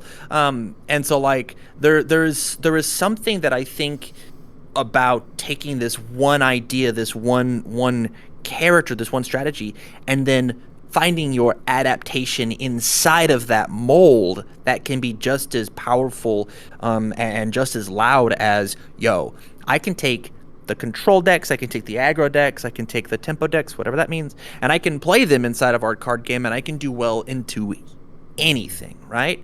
When you take and you look at, and I'll give a shout out to Jake again, right? Like he's played for these big online events. He's played All Might. He's played Eraser, right? Those are two very different decks. Razorhead and All Might, they play very differently, right? He's found results with them. He's played Tokoyami before. He's found results. I mean, there's your 3 decks, right? If you want to talk about your aggro, your control, and then like the middle ground of All Might. We that's something to be said, right? There are plenty of amazing players who you sit them down in front of an aggro deck and they go, I don't know what to do with this, and vice versa, right? I sit them down in front of a control deck and they go, I'm not killing you on turn 2. This is boring. I don't want to do this. I don't know how to articulate myself on with this cardboard. And so I think that it's just like 2 separate ends of the pendulum. I think what matters here is there's no wiggle room in the middle. Yeah. Right? I think if you're going to do this thing with one character and you make it the absolute best, and you just like, if we'll use the most recent example, right? Kevin Broberg runs the next 6 years with Momo 1 and she doesn't get rotated out and he's just the Momo 1 person. Well, that's the legacy, right? And you turn and you look at another thing, and you've seen Travis, who's done Momo and Asui and XYZ character, like we've ran it up through with all these other characters. Now there's that other half of the conversation. If you've just been okay in the middle of like sticking to one, not really flipping, unsure, I think that's where things your stock starts to really tank. Yeah, I love that you bring up Daigo specifically because Daigo has remained in the GOAT conversation despite not putting up, heavy-handed results for a while now. But he does it specifically by finding innovation in the game. He does it by staying as a brand ambassador for the games that he plays.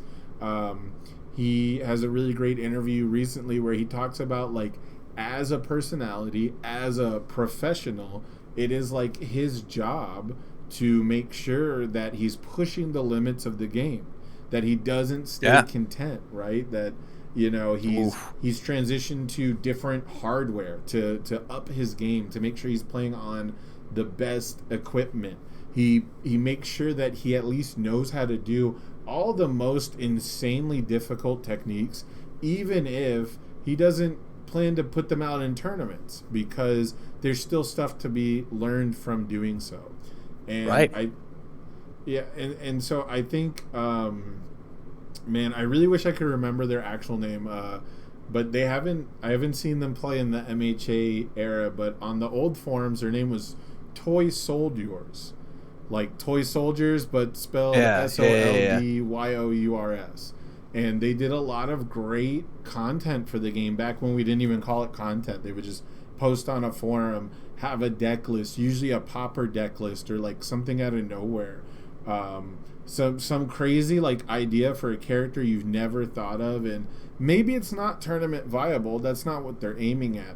But right. Yeah, Kevin DeMarco, thank you. I feel so bad that I didn't know that off the top of my head, but they have some of the absolute best mindsets, right? Like some of the best ways to explain things in the game and like open my eyes to things, despite not being someone that I would necessarily see plastered over a top cuts, or someone who, this is a part of the conversation that really, that I don't really know how to address, but like if you don't travel enough for the game, right? If you don't actually go to a ton of events, right? We'll get stuck too much on the FGC, but there's an awesome story about Hanky Panky, the best player who never left his own state, for Smash Bros. Insanely great player. He just doesn't want to travel. He doesn't want to leave his town. Yeah, the best My Hero player that's ever existed. He actually lives in Kentucky and doesn't move, doesn't travel, doesn't go to any events, right? That's a statement that we could say and you would never know, because like we only get to talk about the people that we know about, right? Kitchen Table My Hero matters just as much as anything else, but the fact that like we don't have, like, nobody really streams locals, right? That's just not a thing that happens, but in the FGC that happens all the time. But it's really because like we our games more boring to watch than fighting games, right? As Spira said it earlier, matches get over in 5 minutes as opposed to literally an hour. Yeah. And so, like, yeah, there it is. Real quick, Andrew Holder is doing a great job streaming the Unfun Fridays, the best webcam locals, the best webcam weekly in our game, which is tomorrow. If you need the link to sign up, we can find that for you by the end of the stream, right? We'll get that link for you. You can find all that information in the Unfun Stuff Discord, though. They always advertise and things like that. So make sure you're checking out the Unfun Stuff locals, the Unfun Fridays weeklies, I think is how you can find it in Play MHA. Andrew's been doing a really cool thing with streaming the locals. My locals actually streamed 1 week. You can actually go back and find Darkside Games LV. You can find me playing Kirishima 2 like an absolute monster against new players. Because that was one of those things where, like, normally Brandon Jones and I are like playtesting for like the next event, you know, and I just have felt so bad, like bringing Momo and Denki and Kirishima 2 and Asui to locals. I was like, I need to bring something. So like building Mina 1 deck from just random chaos cards was actually like a huge breath of fresh air after trying to you know, like hard test for all these events coming up. Yeah, there's the link. Yeah, Unfun Fridays, the best webcam weekly in the game. That's actually something I loved doing last week. If no one else is going to help Andrew do it, I would love to cast tomorrow again, actually. Because I think cultivating your locals, having that like more casual environment is huge. It helps you build storylines. It helps you build like aspects of your community. One thing I've been really upset about, and I'll name you the GOAT right now, if the next time somebody wins like a major tournament, like 120 plus people, whatever, next time someone wins like a top 16 tournament, in your winner's interview, tell me the name of your deck. Tell me the name of give your deck a name. Because I'm so tired of just saying Life Asui, Gasui, Master Asia Asui, this Asui, that. Like, it's Broberg's Momo. It's give the deck a name. Just tell me what it's called. It could be Zero Gravity Lift Momo.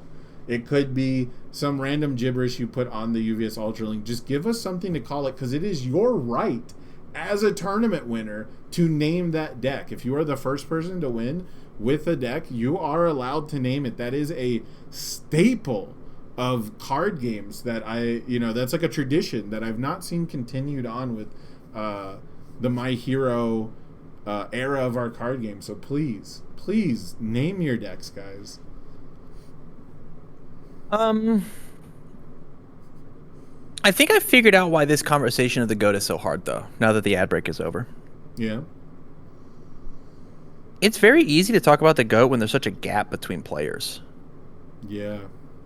Right? And this is hard for us because, like, I said Mount Rushmore is more that I want to talk about, and Satonis came back and was like, I don't know, even top 10 is tough. And yeah. I agree. I don't think that I could say, like, of all time, right? Of all time consistent players through all the eras, all 4 eras of the game, right? We've got Sabretooth, Fantasy Flight, Jasco, and now we'll call it Jasco Plus, right? POW? Is it the POW era? Oh, say it again? POW? P-O-W? POW? P-O-W? Is that not the POW Interactive? Oh, we can call it merger. JazzPow. JazzPow? I don't know. I don't know who. I don't know either. I think they're just Jasco, but I don't. Aspera? We'll call it the anime era. Anime era. Ooh. It's like the Attitude Era. Yeah. I'm here for it. All right. All right. So we got the 4. We got the 4, and then in 3 of those we've had teams formats, right? And so like somebody who's bad at singles might dominate in teams, and vice versa. Somebody who's bad at teams might dominate in singles, right? Yeah. And the thing is we've had so many players that are so damn good at the game that it's hard to talk about. Like when you talk about like the we'll go back to basketball, as somebody who's an outlier in that sport. Yeah, I know the 3 people that you said, but I'm not sure I could list 5 more basketball players. Yeah. Right? I'm not sure that I could. and it feels like there's an obvious cutoff, right? Like someone might have a Right. single season where you're like, man, they're playing like the greatest of all time, but again, there was the conversation started at 6 championship wins. You know, a Right. perfect championship record. You have to have something that can contend with that. So unless you like, for me, at Mount Rushmore, I probably do end up more results oriented than I want to be. I do think that if I had to, gun to my head, put down 4 names, it's probably people who Make it 5. Make it 5. Not 4. Make it yeah. 5. Top 5. I Top do 5. I do think it probably comes down to people who I've seen on cardboard the most. But I don't Sure. have perfect information, right? Because we don't have footage of every game that they played. I can't analyze the way that Ben Shoemaker won cardboard. I can't analyze the different plays in the lines that Shane Duckworth took to win the cardboard that he did. Didn't even think about Shane. So, He's such a Jasco employee. I didn't even think about him as a player. right. Fuck. So that was one thing I wanted to bring up when we talked about tenure. I was going to talk about, we've got some of our best players who, willingly exited the competitive scene, right? It's one of those like, oh man, if they didn't retire early situations, like how great could it have been for them? Right. I mean, anybody who jumped the fence just can't be the GOAT, right? Sorry, Jeremy. Sorry. I need to stop you real quick. Sorry. I need to address this. What the fuck do you mean he won wearing a bee costume? Oh, you haven't seen? Have you seen Ben Shoemaker 1, the card? I didn't know he won wearing a bee costume. Yeah, look at Ben Shoemaker 1. He's got a bee on his shirt. He's got a bee on his shirt. I knew that was there. I didn't know. Scott Sunman's stupid bee man. I didn't know that was the. I mean, again, the shirt I saw, that was the stupid bee man. I didn't know he wore the costume. Okay, well now Ben Shoemaker's the GOAT. I'm sorry, that's it. That's slam. That's a slam dunk for me, dude. That's a slam dunk. The GOAT is a guy who's gonna wear a bee costume, beat my ass, talk about how the Admiral has 2 boats, and then still have a crisp cold beer for me waiting out in the cooler. That's the GOAT. He's the bee on Zealot Rush. Oh my goodness, it's hard to see him because he blends in. But yeah, he is certainly on Zealot Rush, huh? I haven't seen that before. Dang, the lore of this game's tight. I can't wait to start making cards again. It was unbelievable. Unbelievable. All right, so hey, let's go back and forth, right? Okay. If we had to put 5 people on Mount Rushmore of we'll say universes, right? We'll get rid of the old logo. The back of our cards are blue now. Universes. Who's the 5? Who's the 5? Back and forth. No particular order, right? No particular order. No particular order, because that'd be too stressful, especially with a bunch of them in the chat. And you got to give reasons, right? You gotta list it. Yeah. God, I sat down for this conversation and like it as it came closer, right? It becomes so difficult to. It becomes difficult to be like really confident in your reasoning. I'm gonna say my first pick. First ballot overall, it's Garrett Brett. I think that's where the conversation starts. If only because the context for me is that when I started playing the game, he was the most dominant. So, like, when you first are introduced to a sport or anything, typically the person who's most dominant at that time sticks out a lot. I still have a lot of love in my heart for Shaquille O'Neal because I'm an Orlando boy. I was born when he was drafted. My early years were all like, he's the big star in our team, and he's like legitimately the best player of the year, right? So like that stuff sticks out despite like the later career. And I do think that as time has gone on, right, like Garrett Brett doesn't put up necessarily the same level of performance that he did in the past. But that's where I have to start, just because of the sheer printable metrics, right? The sheer number of cardboard, varied partners and teams, right? We talked about how versatility throughout different teams in that LeBron style discussion, it's not necessarily the same three people that he wins with all the time. So I think that's where I have to start. Just pure legacy, and like his deck style is something that people don't typically get to reproduce. I haven't seen too many people pick up a Garrett Brett list and do very well with it, right? So he's got a unique claim, right? He's got like that uniqueness to it. So I've definitely tried to net deck some Garrett Brett lists, some 73 card Felicia lists, right? And it doesn't necessarily click for me. So there's similar to the Momo list. I took Bromley's Momo list and it didn't click with me. I didn't put the reps in to fully understand it. So it's not like an immediately abusable power level for the deck, right? So there's definitely some skill involved, but I do think a lot of his deck style survives off the mythos around him being the greatest player. Ooh, so, I like that. That's tight. You know, that's tight. Keenan Meadows in the chat says his deck style is absolutely mystifying. No idea how that dude does so well, and that is strictly, I think, a lot of it based on reputation. And I think a big part of seeing his results dip is a huge ushering of new players playing a new style and basically not respecting that reputation, you know, not putting too much stock into that reputation and saying, oh my gosh, I'm playing Garrett Brett, he's going to block everything, and just say, nah, bro, it's 12 speed. Block it if you can. Block it if you can. Yeah. Survive if I let you. My first one is just Kevin Broberg. I think Kevin Broberg is like my absolute definition of the GOAT. As sitting here talking about this, I think I'm like the world's biggest Kevin Broberg fan. I would not be sitting here playing this game if Kevin Broberg didn't exist, right? Like Kevin Broberg being like the definition of a mad scientist. When he gets on a tear, he comes up with some of the most crazy off the wall things. When you talk about like the idea of I imagine like so you ready?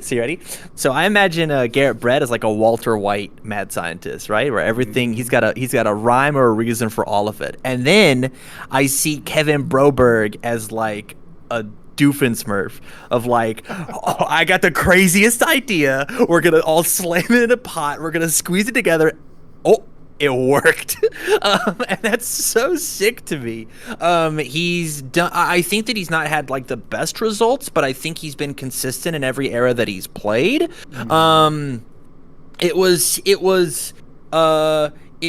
think what he does, as soon as he finds a spark of an idea, he turns it into a roaring inferno.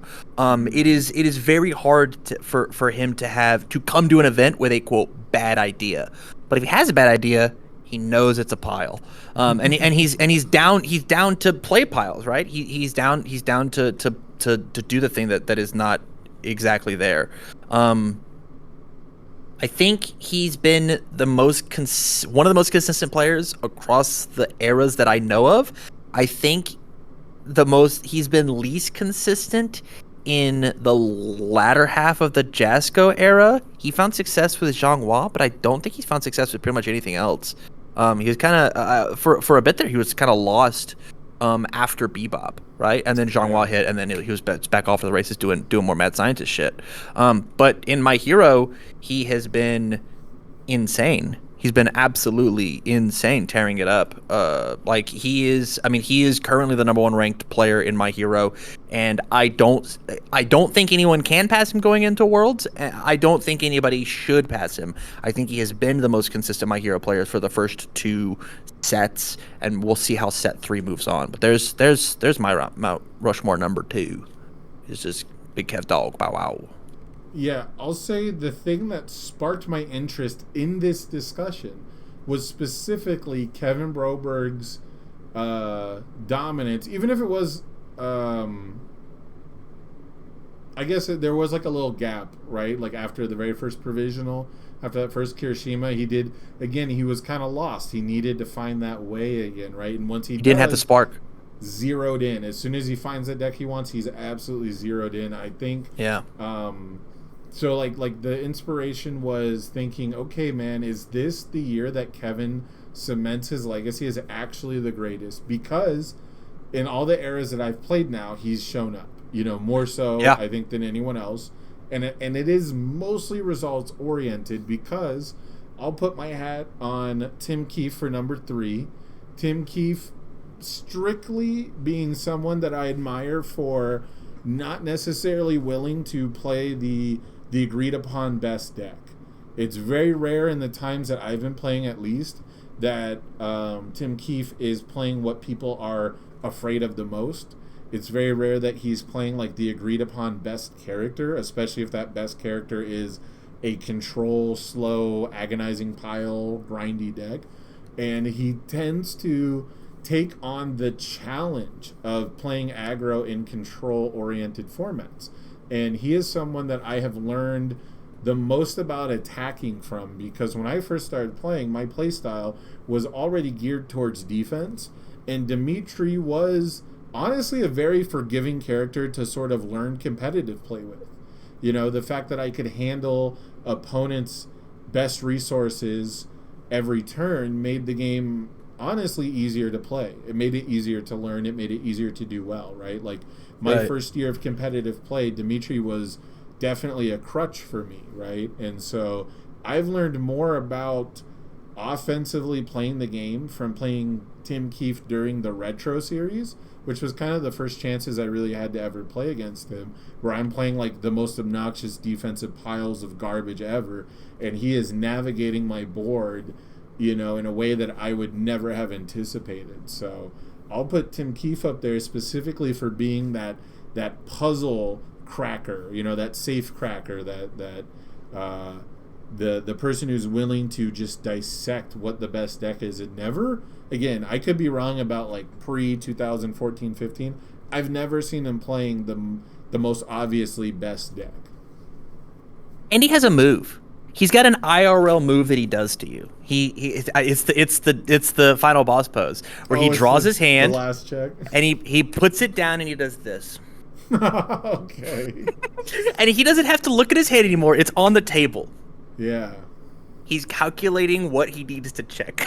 He's like, here's, and then he picks his hand up, and then you die. And then you just explode. It's happened to me twice. It sucks. Yeah, I love that he has that little bit of flourish, right? He's got in the Vegas regionals for I think it's semifinals, he's got like one of those, if I pass it, I win, and he picks his whole deck up, he takes the top card, and it's like, you just gotta flip it and rip it, right? Like, no peeking, just jam it on the table. Dang. No reason to. Dang. My next one I think is cheating, but you get the last pick, so I'm gonna do a twofer, right? I want to talk about. I'm gonna combine these two, but because I think these two players are incredibly similar. They're from my hometown, and I'm going to put in this same slot Mark Tyner and Jacob Johnson in the exact same slot. I think the only reason that that Mark Tyner was not the number 2 slot on this list is because we had a pandemic. I think if universes continued the way that it was, if there is another timeline where COVID never happened, and Mark Tyner is your 4-time back-to-back Nationals Worlds champion, 6-time National Worlds champion, I think that the only thing that stopped this man from coming in and demolishing and truly shooting this conversation in the head is COVID. Yeah. To completely flip that, we have seen that now with Jacob Johnson, who I think is as we slot things up, he is the Kevin Broberg of this era, right? Where we've seen Kevin come in and slam these top slots over and over again, and we now have seen Jacob top pretty much everything. He's getting so close. He's always in top cuts. He's being really innovative. He's coming out with lists that nobody's seen before. He's doing all this crazy cool shit. Like I think he's like 3rd or 4th in the world. I would be down to share this fourth slot with like a Chris Bromley in this new era, but I actually just want to see more from Bromley. I didn't see very much from him in the end of Jasco. Chris has pretty much only been a My Hero contender, right? Yeah. Whereas Mark was undeniably the best MHA. Like we talked about the skill gap. There was a fucking gap when Mark Tyner was playing this game in Universes. There was actually a gap. And then Jake is slowly crawling through that with My Hero. So like I want to give Mark Tyner this thing. And if COVID didn't happen, if his job would let him travel for My Hero events, if he gave a shit about the format, he says the format's so boring because he doesn't have 10 sets of cards to comb through and be like to cherry pick what he wants. But he said that like he's planning on coming. He's coming to Nationals. He's going to get a top 8 slot because he's going to find something just broken enough to squeak into Worlds. And I could see Mark Tyner winning Worlds, right? If he goes in and looks at his boss and said, I'm playing for $250,000. I'm using all of my vacation time to take the next 3 weeks off. 2 weeks before Worlds and the week of Worlds. I'm going to go win. Boop. I could see it. I would not be surprised in the slightest. Yeah, I think the only thing he's really missing is that tenure, right? It's really just the fact that he started playing in 2018, immediately wins 100%. Yeah, immediately wins world championships, immediately wins national championships, dominates the cardboard slots. Shane Duckworth's return to the player circuit, not being an employee, immediately teams up with Mark Tyner, right? Like you see the return to dominance anytime he's not anytime it's not illegal for him to sign up, So right. I think that if I was gonna squeeze 2 on, I'd almost put Shane and Tyner there, because the only things stopping both of them from being automatically at the top of this list is strictly because they have these gaps, the pandemic gap that you talked about, or otherwise just not like the longest record, right? Like there's times where they just weren't allowed to play. So right. I like that kind of feel. I can dig that. And maybe that belongs in like an honorable mentions-esque type thing. Like there's our tie for 6th place. So like, man, if I had to pull a 4th place, see, my answer was going to be Tim Keefe, but you took that from me. If I had to, it's tough. Here's I'm gonna filibuster just a little bit. It's tough because I wasn't here for the first 2 eras, right? Right. Neither. Like I don't know like half the people on a lot of this cardboard. It's tough. It's rough. Someone out there is like upset that we haven't mentioned a name like Andrew Alexa or Paul Bittner yet. Fuck Andrew Alexa. Some name that guy diversified me when I was cosplaying as Vega. How are you gonna do that to me? I cosplayed as Vega. We hit the mirror match, and then he diversified me. Oh, whatever, bro, man. It didn't even give me a chance to fight it in last rounds. You can't be upset if you lose the mirror in the diversity battle. Whatever, man. So I'm gonna be mad. I dressed up as the man. It's fine. No, it's fine. Yeah. So it's there's people from that we're not gonna be able to talk about, and that's. So I talked to you about this before we went live, right? Like one of the things I really, really wanted to do was start the conversation, because people in the chat will fill me in, right? There are people who have knowledge that I don't have, right? Like I want you guys to bring up, who you think is the best that we're missing. Who have we not mentioned, right? Because we can talk about teams specialists, quote unquote, Jeremy Ray. He's got a singles championship. He does have a character card, but he's got some of the best performances in the teams format.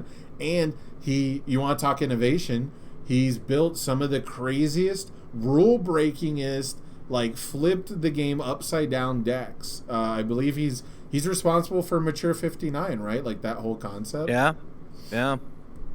That is true. Okay, so I think I found my cheater spot. I found it. Okay. I found my cheater spot. All right, here's my 4th place, and we're gonna I get to here's how I get to get away with it. I am putting Team Blood, Sweat, and Beers in this 4th spot. as Okay. teams champions. It is Dave Wagner, Ben Shoemaker, Phil Birch, all three of them as the GOAT of teams. I think that Okay. that team is so correct. I could not imagine a more stacked team of players playing this card game. I am so excited. I think Dave is coming to nationals. I know that Ben is coming to nationals. I think that Ben is coming to nationals. This might be the first time that they all get to be in the same room. And I know that everybody at home has their own goats of the teams format, right? I see chat popping off with it. This is Yeah. my goat. I think that they are the best team to ever do it. They're consistently working together. They're doing the shit. And that's I think this has got to be my pick. This has got to be my pick. Man, So that's now you get to bring in a number five. Number five, bring it home. yeah. Number five. If I guess I if we're took three getting from you. if we're getting cheater picks in, that opens up a lot of doors because, I think a big part for me is I really respect players who play different styles than me. So like in my head, I'm thinking a lot of Atlanta players who brought about like the Shield Ram BB Hoods in an era of Dimitri throw decks and Clark responses. Just absolute Yeah. hosing damage fire decks. Um, I think of Keenan Meadows, who won with like crazy six checks evil, like at the very start of the Jasco era. The what's her name, Eva deck, right? Like there's this, like the deck list is insane to me. Like it was a different world of UFS, so like it's hard to it's hard to piece together. Someone in the chat mentioned UFS House, right? Like guys I never really got to play against, didn't really get to rub elbows with, but legendary. Like I had Shane Duckworth to sit these assets out in front of me and like sort of give me these stories, and tell me like about all the different tournaments and like where they were held, Gen Cons, whatever, right? But not really getting to see them play and experience the formats that they played in makes it really tough. And I'm really just trying to buy a ton of time because the fifth spot is super difficult. We're running off, like we're running into people who I think are just it's very comparable, right, between metrics that we have. It's very comparable between amount of cardboard at this point and like things that have been done. I think this is my cheater answer. So for number five, I'm actually going to put Chris Bromley, not just because he is our sponsor, not just because we are Unfun Stuff guys, That's a big reason, though. but Thanks for the shirt. that's probably the real reason. But I'm gonna put it because when it comes to an ambassador to the game, when it comes to all the little things, the things that really matter about a card game, outside of your competitive scene, because so far we've only talked almost exclusively about competitive results. We've talked about how good people are at the actual game, right? And going to tournaments and the travel. But Christopher Bromley keeps the core essence of the card game alive for a lot of people. Not just by hosting these weeklies, not just by cultivating, the community that he has through his podcasts and things like that, but I see the decks that he builds, right? Like he posts the decks in Discord, he'll post decks online and things like that, and I see the way that he helps people. And he kind of has Jose, as his executive producer, his assistant, and Jose can play the absolute most cancerous, most toxic decks, but people love them for it, love both of those guys for it. They can make absolutely atrocious decks, but it never gets lost in the shuffle because of what they've contributed in just a short time to our card game. So I think if we don't have to base it around strictly competitive results or competitive appearances, I think that you can absolutely say that somebody has been the greatest at keeping the spirit of the game alive, at shepherding new communities and really giving a place for people like you and me to group together and discuss the game and keep these communities alive in a COVID era, in a digital era. Can I fight you? Yes, Can I fight you on absolutely. I want to take that exact same answer and everything that you said and just push it to Sean O'Brien. Oh, okay. I think Sean O'Brien has done that and has the thing that Chris doesn't have, which is tenure. Right. I think the person that's been doing it the longest is Sean. He's been so dedicated to the game the absolute longest. I think not giving him this spot is a disservice to the things that Sean has done for the game. You could close second Miles, but I think that Sean and Miles have put this game on their back for so fucking long, dude. And I could easily see next year, the year after, we talk about a whole passing the torch-esque situation with Chris Bromley getting that. Man, Sean and Miles are the reason that Jasco Games exists. Full stop. There is as full stop. Full stop. Yeah.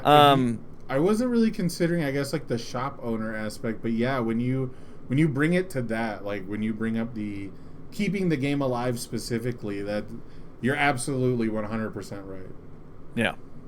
Yeah, it is like if you want to talk about GOATs, and if I had to rank them, right? It's Sean, Miles, and then Chris underneath. And it's Sean, Miles, and then literally every other store that's existed, right? You've got so many that I don't want to miss one. So I'm just not going to name anything, right?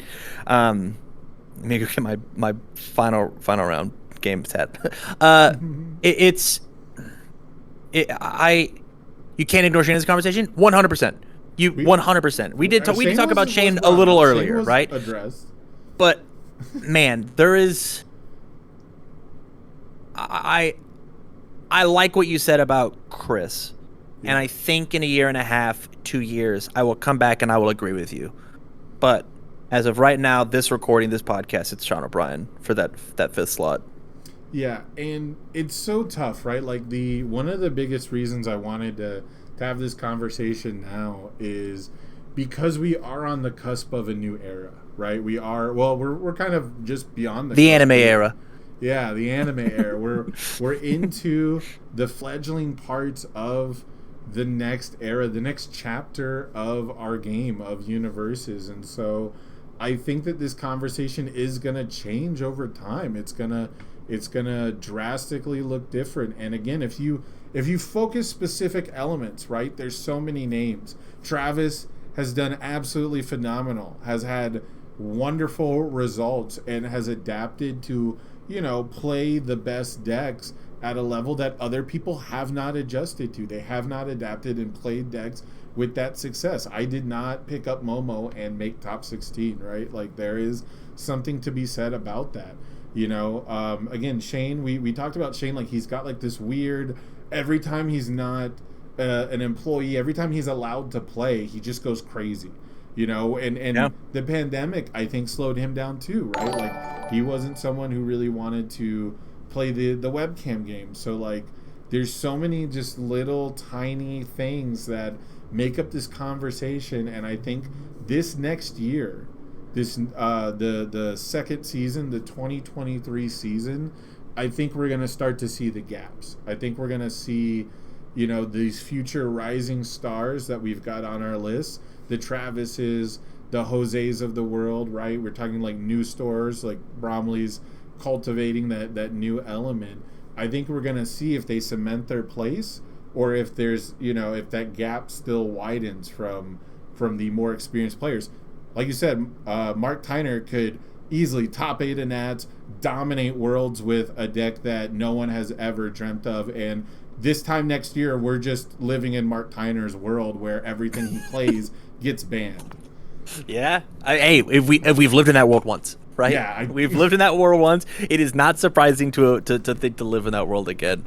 As well as to bring it back, I'm excited to see. The only reason we're not talking about like the Volan's conversation is like literally tenure, right? Like, we don't know him as a UVS player. We know him as exclusively as a My Hero player that came in and fucking kicked our teeth in season 1, season 2. I haven't seen season 3 yet. I think he played in. He played 1. No, he has not played season 3 yet. Not that I know of, at least. He could go to nationals, top 8, go win worlds, and now we're having a whole different conversation of is it there it is, man. It's there's so much more game to be played. One of my absolute favorite quotes. There's so much more game to be played. Yeah, I do. I know we've been here for a while, and I promise I'll wrap this up soon. But I got shit to do. I'm here for it. I do want to point out that I still have nightmares from the time when I played Mark Tyner in a finals, and I had one attack in my hand. It's like a 6 difficulty attack, and as a total bluff, I play it into a breaker with like no foundations. I have like 3 foundations, and I think I have to like check a 5 and tap everything out, right? And the entire thing that I was trying to do was to get him to use his maze castle to clear the breaker check just so I could build well, because I was afraid of checking poorly, right? And if I check poorly, I just fail it's whatever, right? Right. And instead, he doesn't. If he doesn't use the check hack on Maze Castle, then he needs a +0 block and to check a 5 to live. And he doesn't do the Maze Castle, and I'm like, oh, sick, we're in there. This is like a real 50-50, maybe worse, right? Like, this is like a real chance. And he has the +0, and he passes the check, and I actually don't have a follow-up. And it was just so soul-crushing that, like, I had no chance at that point, right? I'm to, like, no foundations. I'm playing through the breaker. I just threw away, like, my only real block. And the whole thing was I needed him to think I have a follow-up and to try and block it and fail. And, like, that is the slimmest margin of victory I've ever gone for, right? Like, that's the type of player Mark Tyner is.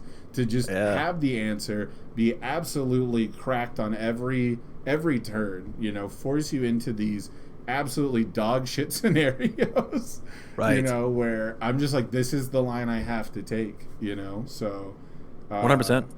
That's the kind of pressure, right? Like, that's the kind of play style that a GOAT needs to have, where you feel like you have to take a suboptimal line sometimes, right? You have to take risk. Yeah, completely.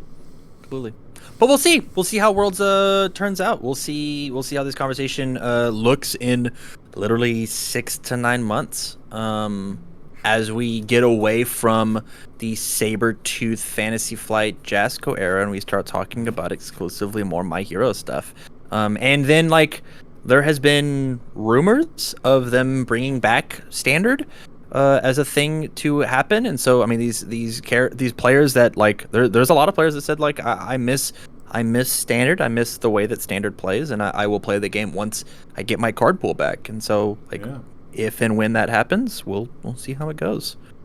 Yeah, it'll definitely be crazy to see the adaptation as more sets come out. You know, I'm very curious to know how many sets will be legal for the next year's Hero League Championship, right? For next year's Worlds, we could slingshot from like a 3-set format to a 10-set format in the course of 12 months.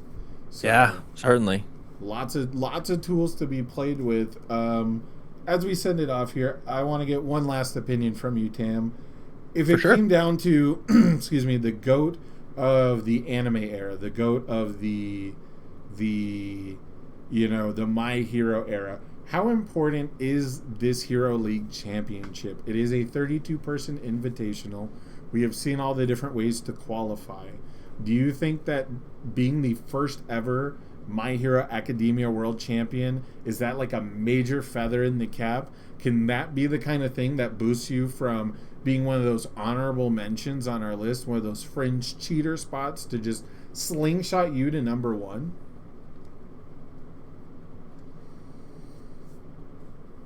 In the conversation of My Hero era, yes.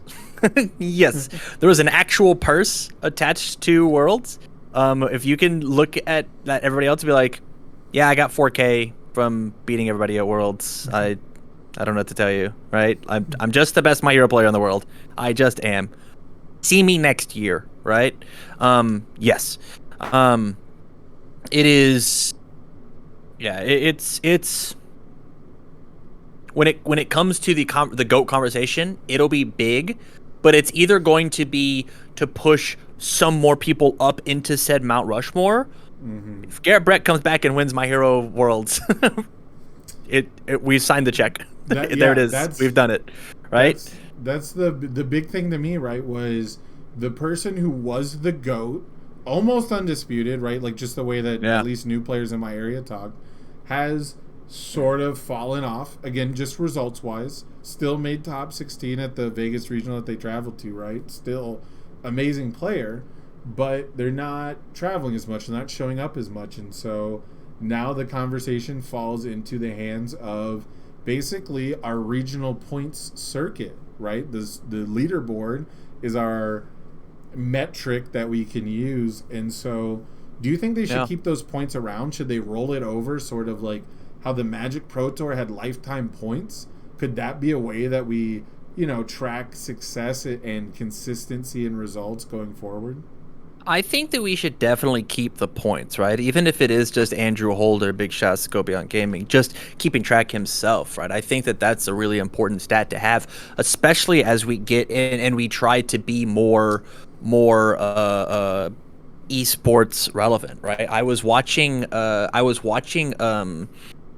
tournament, right? And a Melee tournament last Sunday, I believe. I was watching Riptide, I think. Live with it, and the casters were like, "Yeah, so this is S2J and Plup, and they've been playing for the past 10 years, and every time that they've met in bracket, it has gone to Plup. 1 out of 12 games or matches, S2J has won. That tells you right there the stakes." So when S2J takes Plup to Game 5 final stock, I'm physically shaking because I'm so excited, because this could be 2-12. That's information we don't have right now. Yeah. I know how many times Travis has been in second place. It's every single one of them. But I don't know how many times X person has fought X person in bracket. I don't know how many times this character has fought this character in bracket. I don't have that broken down of statistics, because nobody's done it, because it's really hard to do when we have a 200-person tournament and it's 7 rounds of Swiss that then cuts to top 8, right? Yeah. I think that information is really cool for top cuts, but that means that we need to have I want to say so far Andrew has slotted in everybody's points, and the list of people that have any amount of world points is like 150 people. Yeah. That's a lot of stats to keep track of. How many times did 150 people fight each other in a bracket? That sucks. That's really tough math, right? That actually has to be your full-time job as a creator, which, hey, if anybody's looking to get into the space, here's a space for you. Yeah. Be the stats guy. Yeah. That is something I'd like to be better at, but that's like, where do you start? Like, major broadcast companies, they hire entire staffs of people who their whole job is to record the stats and make them easily searchable and bring them up for the commentators before the whole thing starts. One of the it's all about the Undertaker WrestleMania. I don't know why that made me laugh. Sorry, I was reading the chat. I was gonna make like a wrestling reference where like the commentators for pro wrestling used to do their own independent research, right? And so it was up to just how knowledgeable that commentator was for digging through old magazines and crap like that to figure out if these two guys ever fought once before on a Saturday in Memphis. It's just it can be arcane at times, and I know Andrew has a cool little chart that will tell you basically how many times someone made which bracket, like top 16, top 8. You can tell by the points, right? And that's basically like the best resource we have. One of the early stats I thought was really interesting was Mina Ashido 1 facing Nomu in top 16 of like the first 3 provisionals, and I believe it went to Mina Ashido every time. Interesting. Yeah, so like I think stats like that are fucking awesome. I think stats like that are really, really cool, but it's like sitting down and having somebody actually be willing to make that stat happen, actually be willing to do it.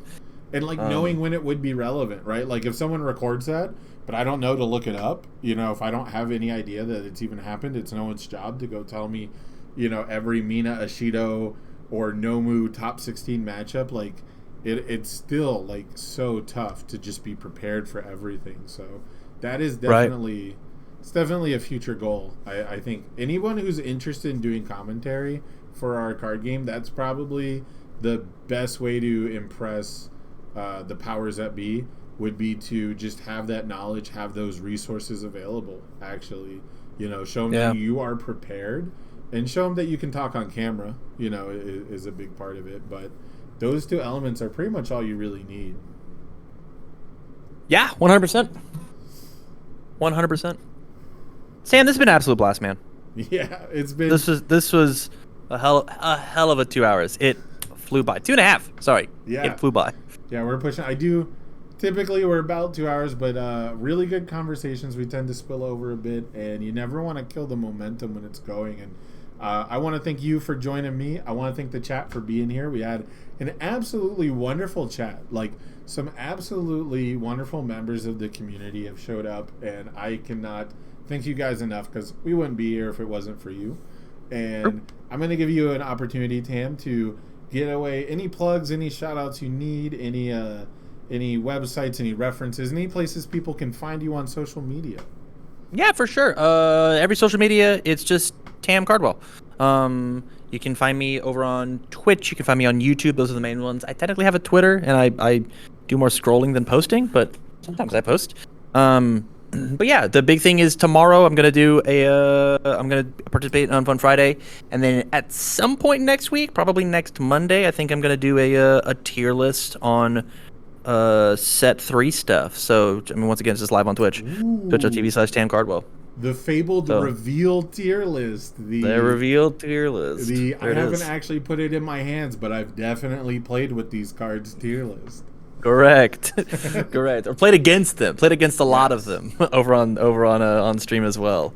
I'll tell you what, man. I think I don't know how many events you have to actually practice your decks for, like the set 3 format before Nats comes up, but the people on the regionals list, people who are looking to qualify, they are practicing now. They are looking ahead to the future. They are putting in that work. They are putting in that effort, getting those reps in. We talk about experience.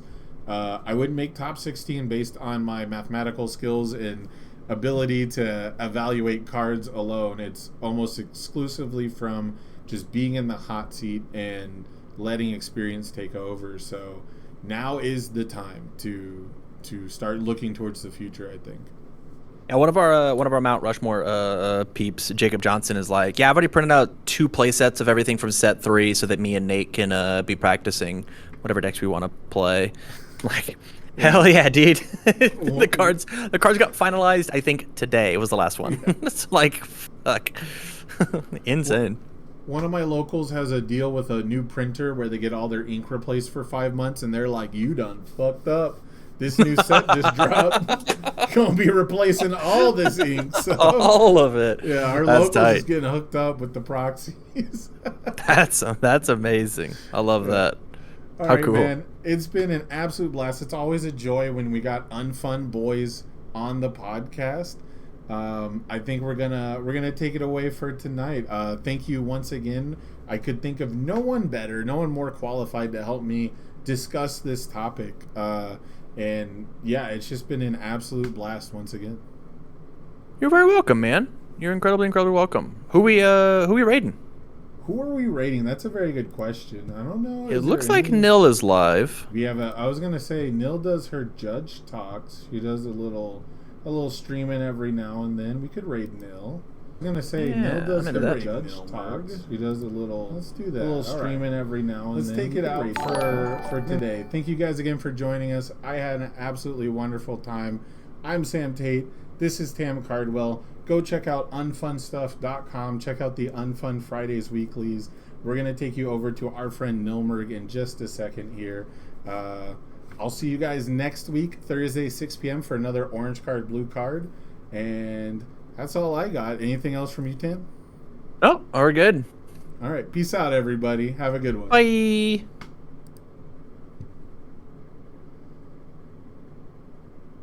It takes 10 seconds to rate. It does take 10 seconds. It's gonna be a minute. We'll just sit here. Hey. Hey.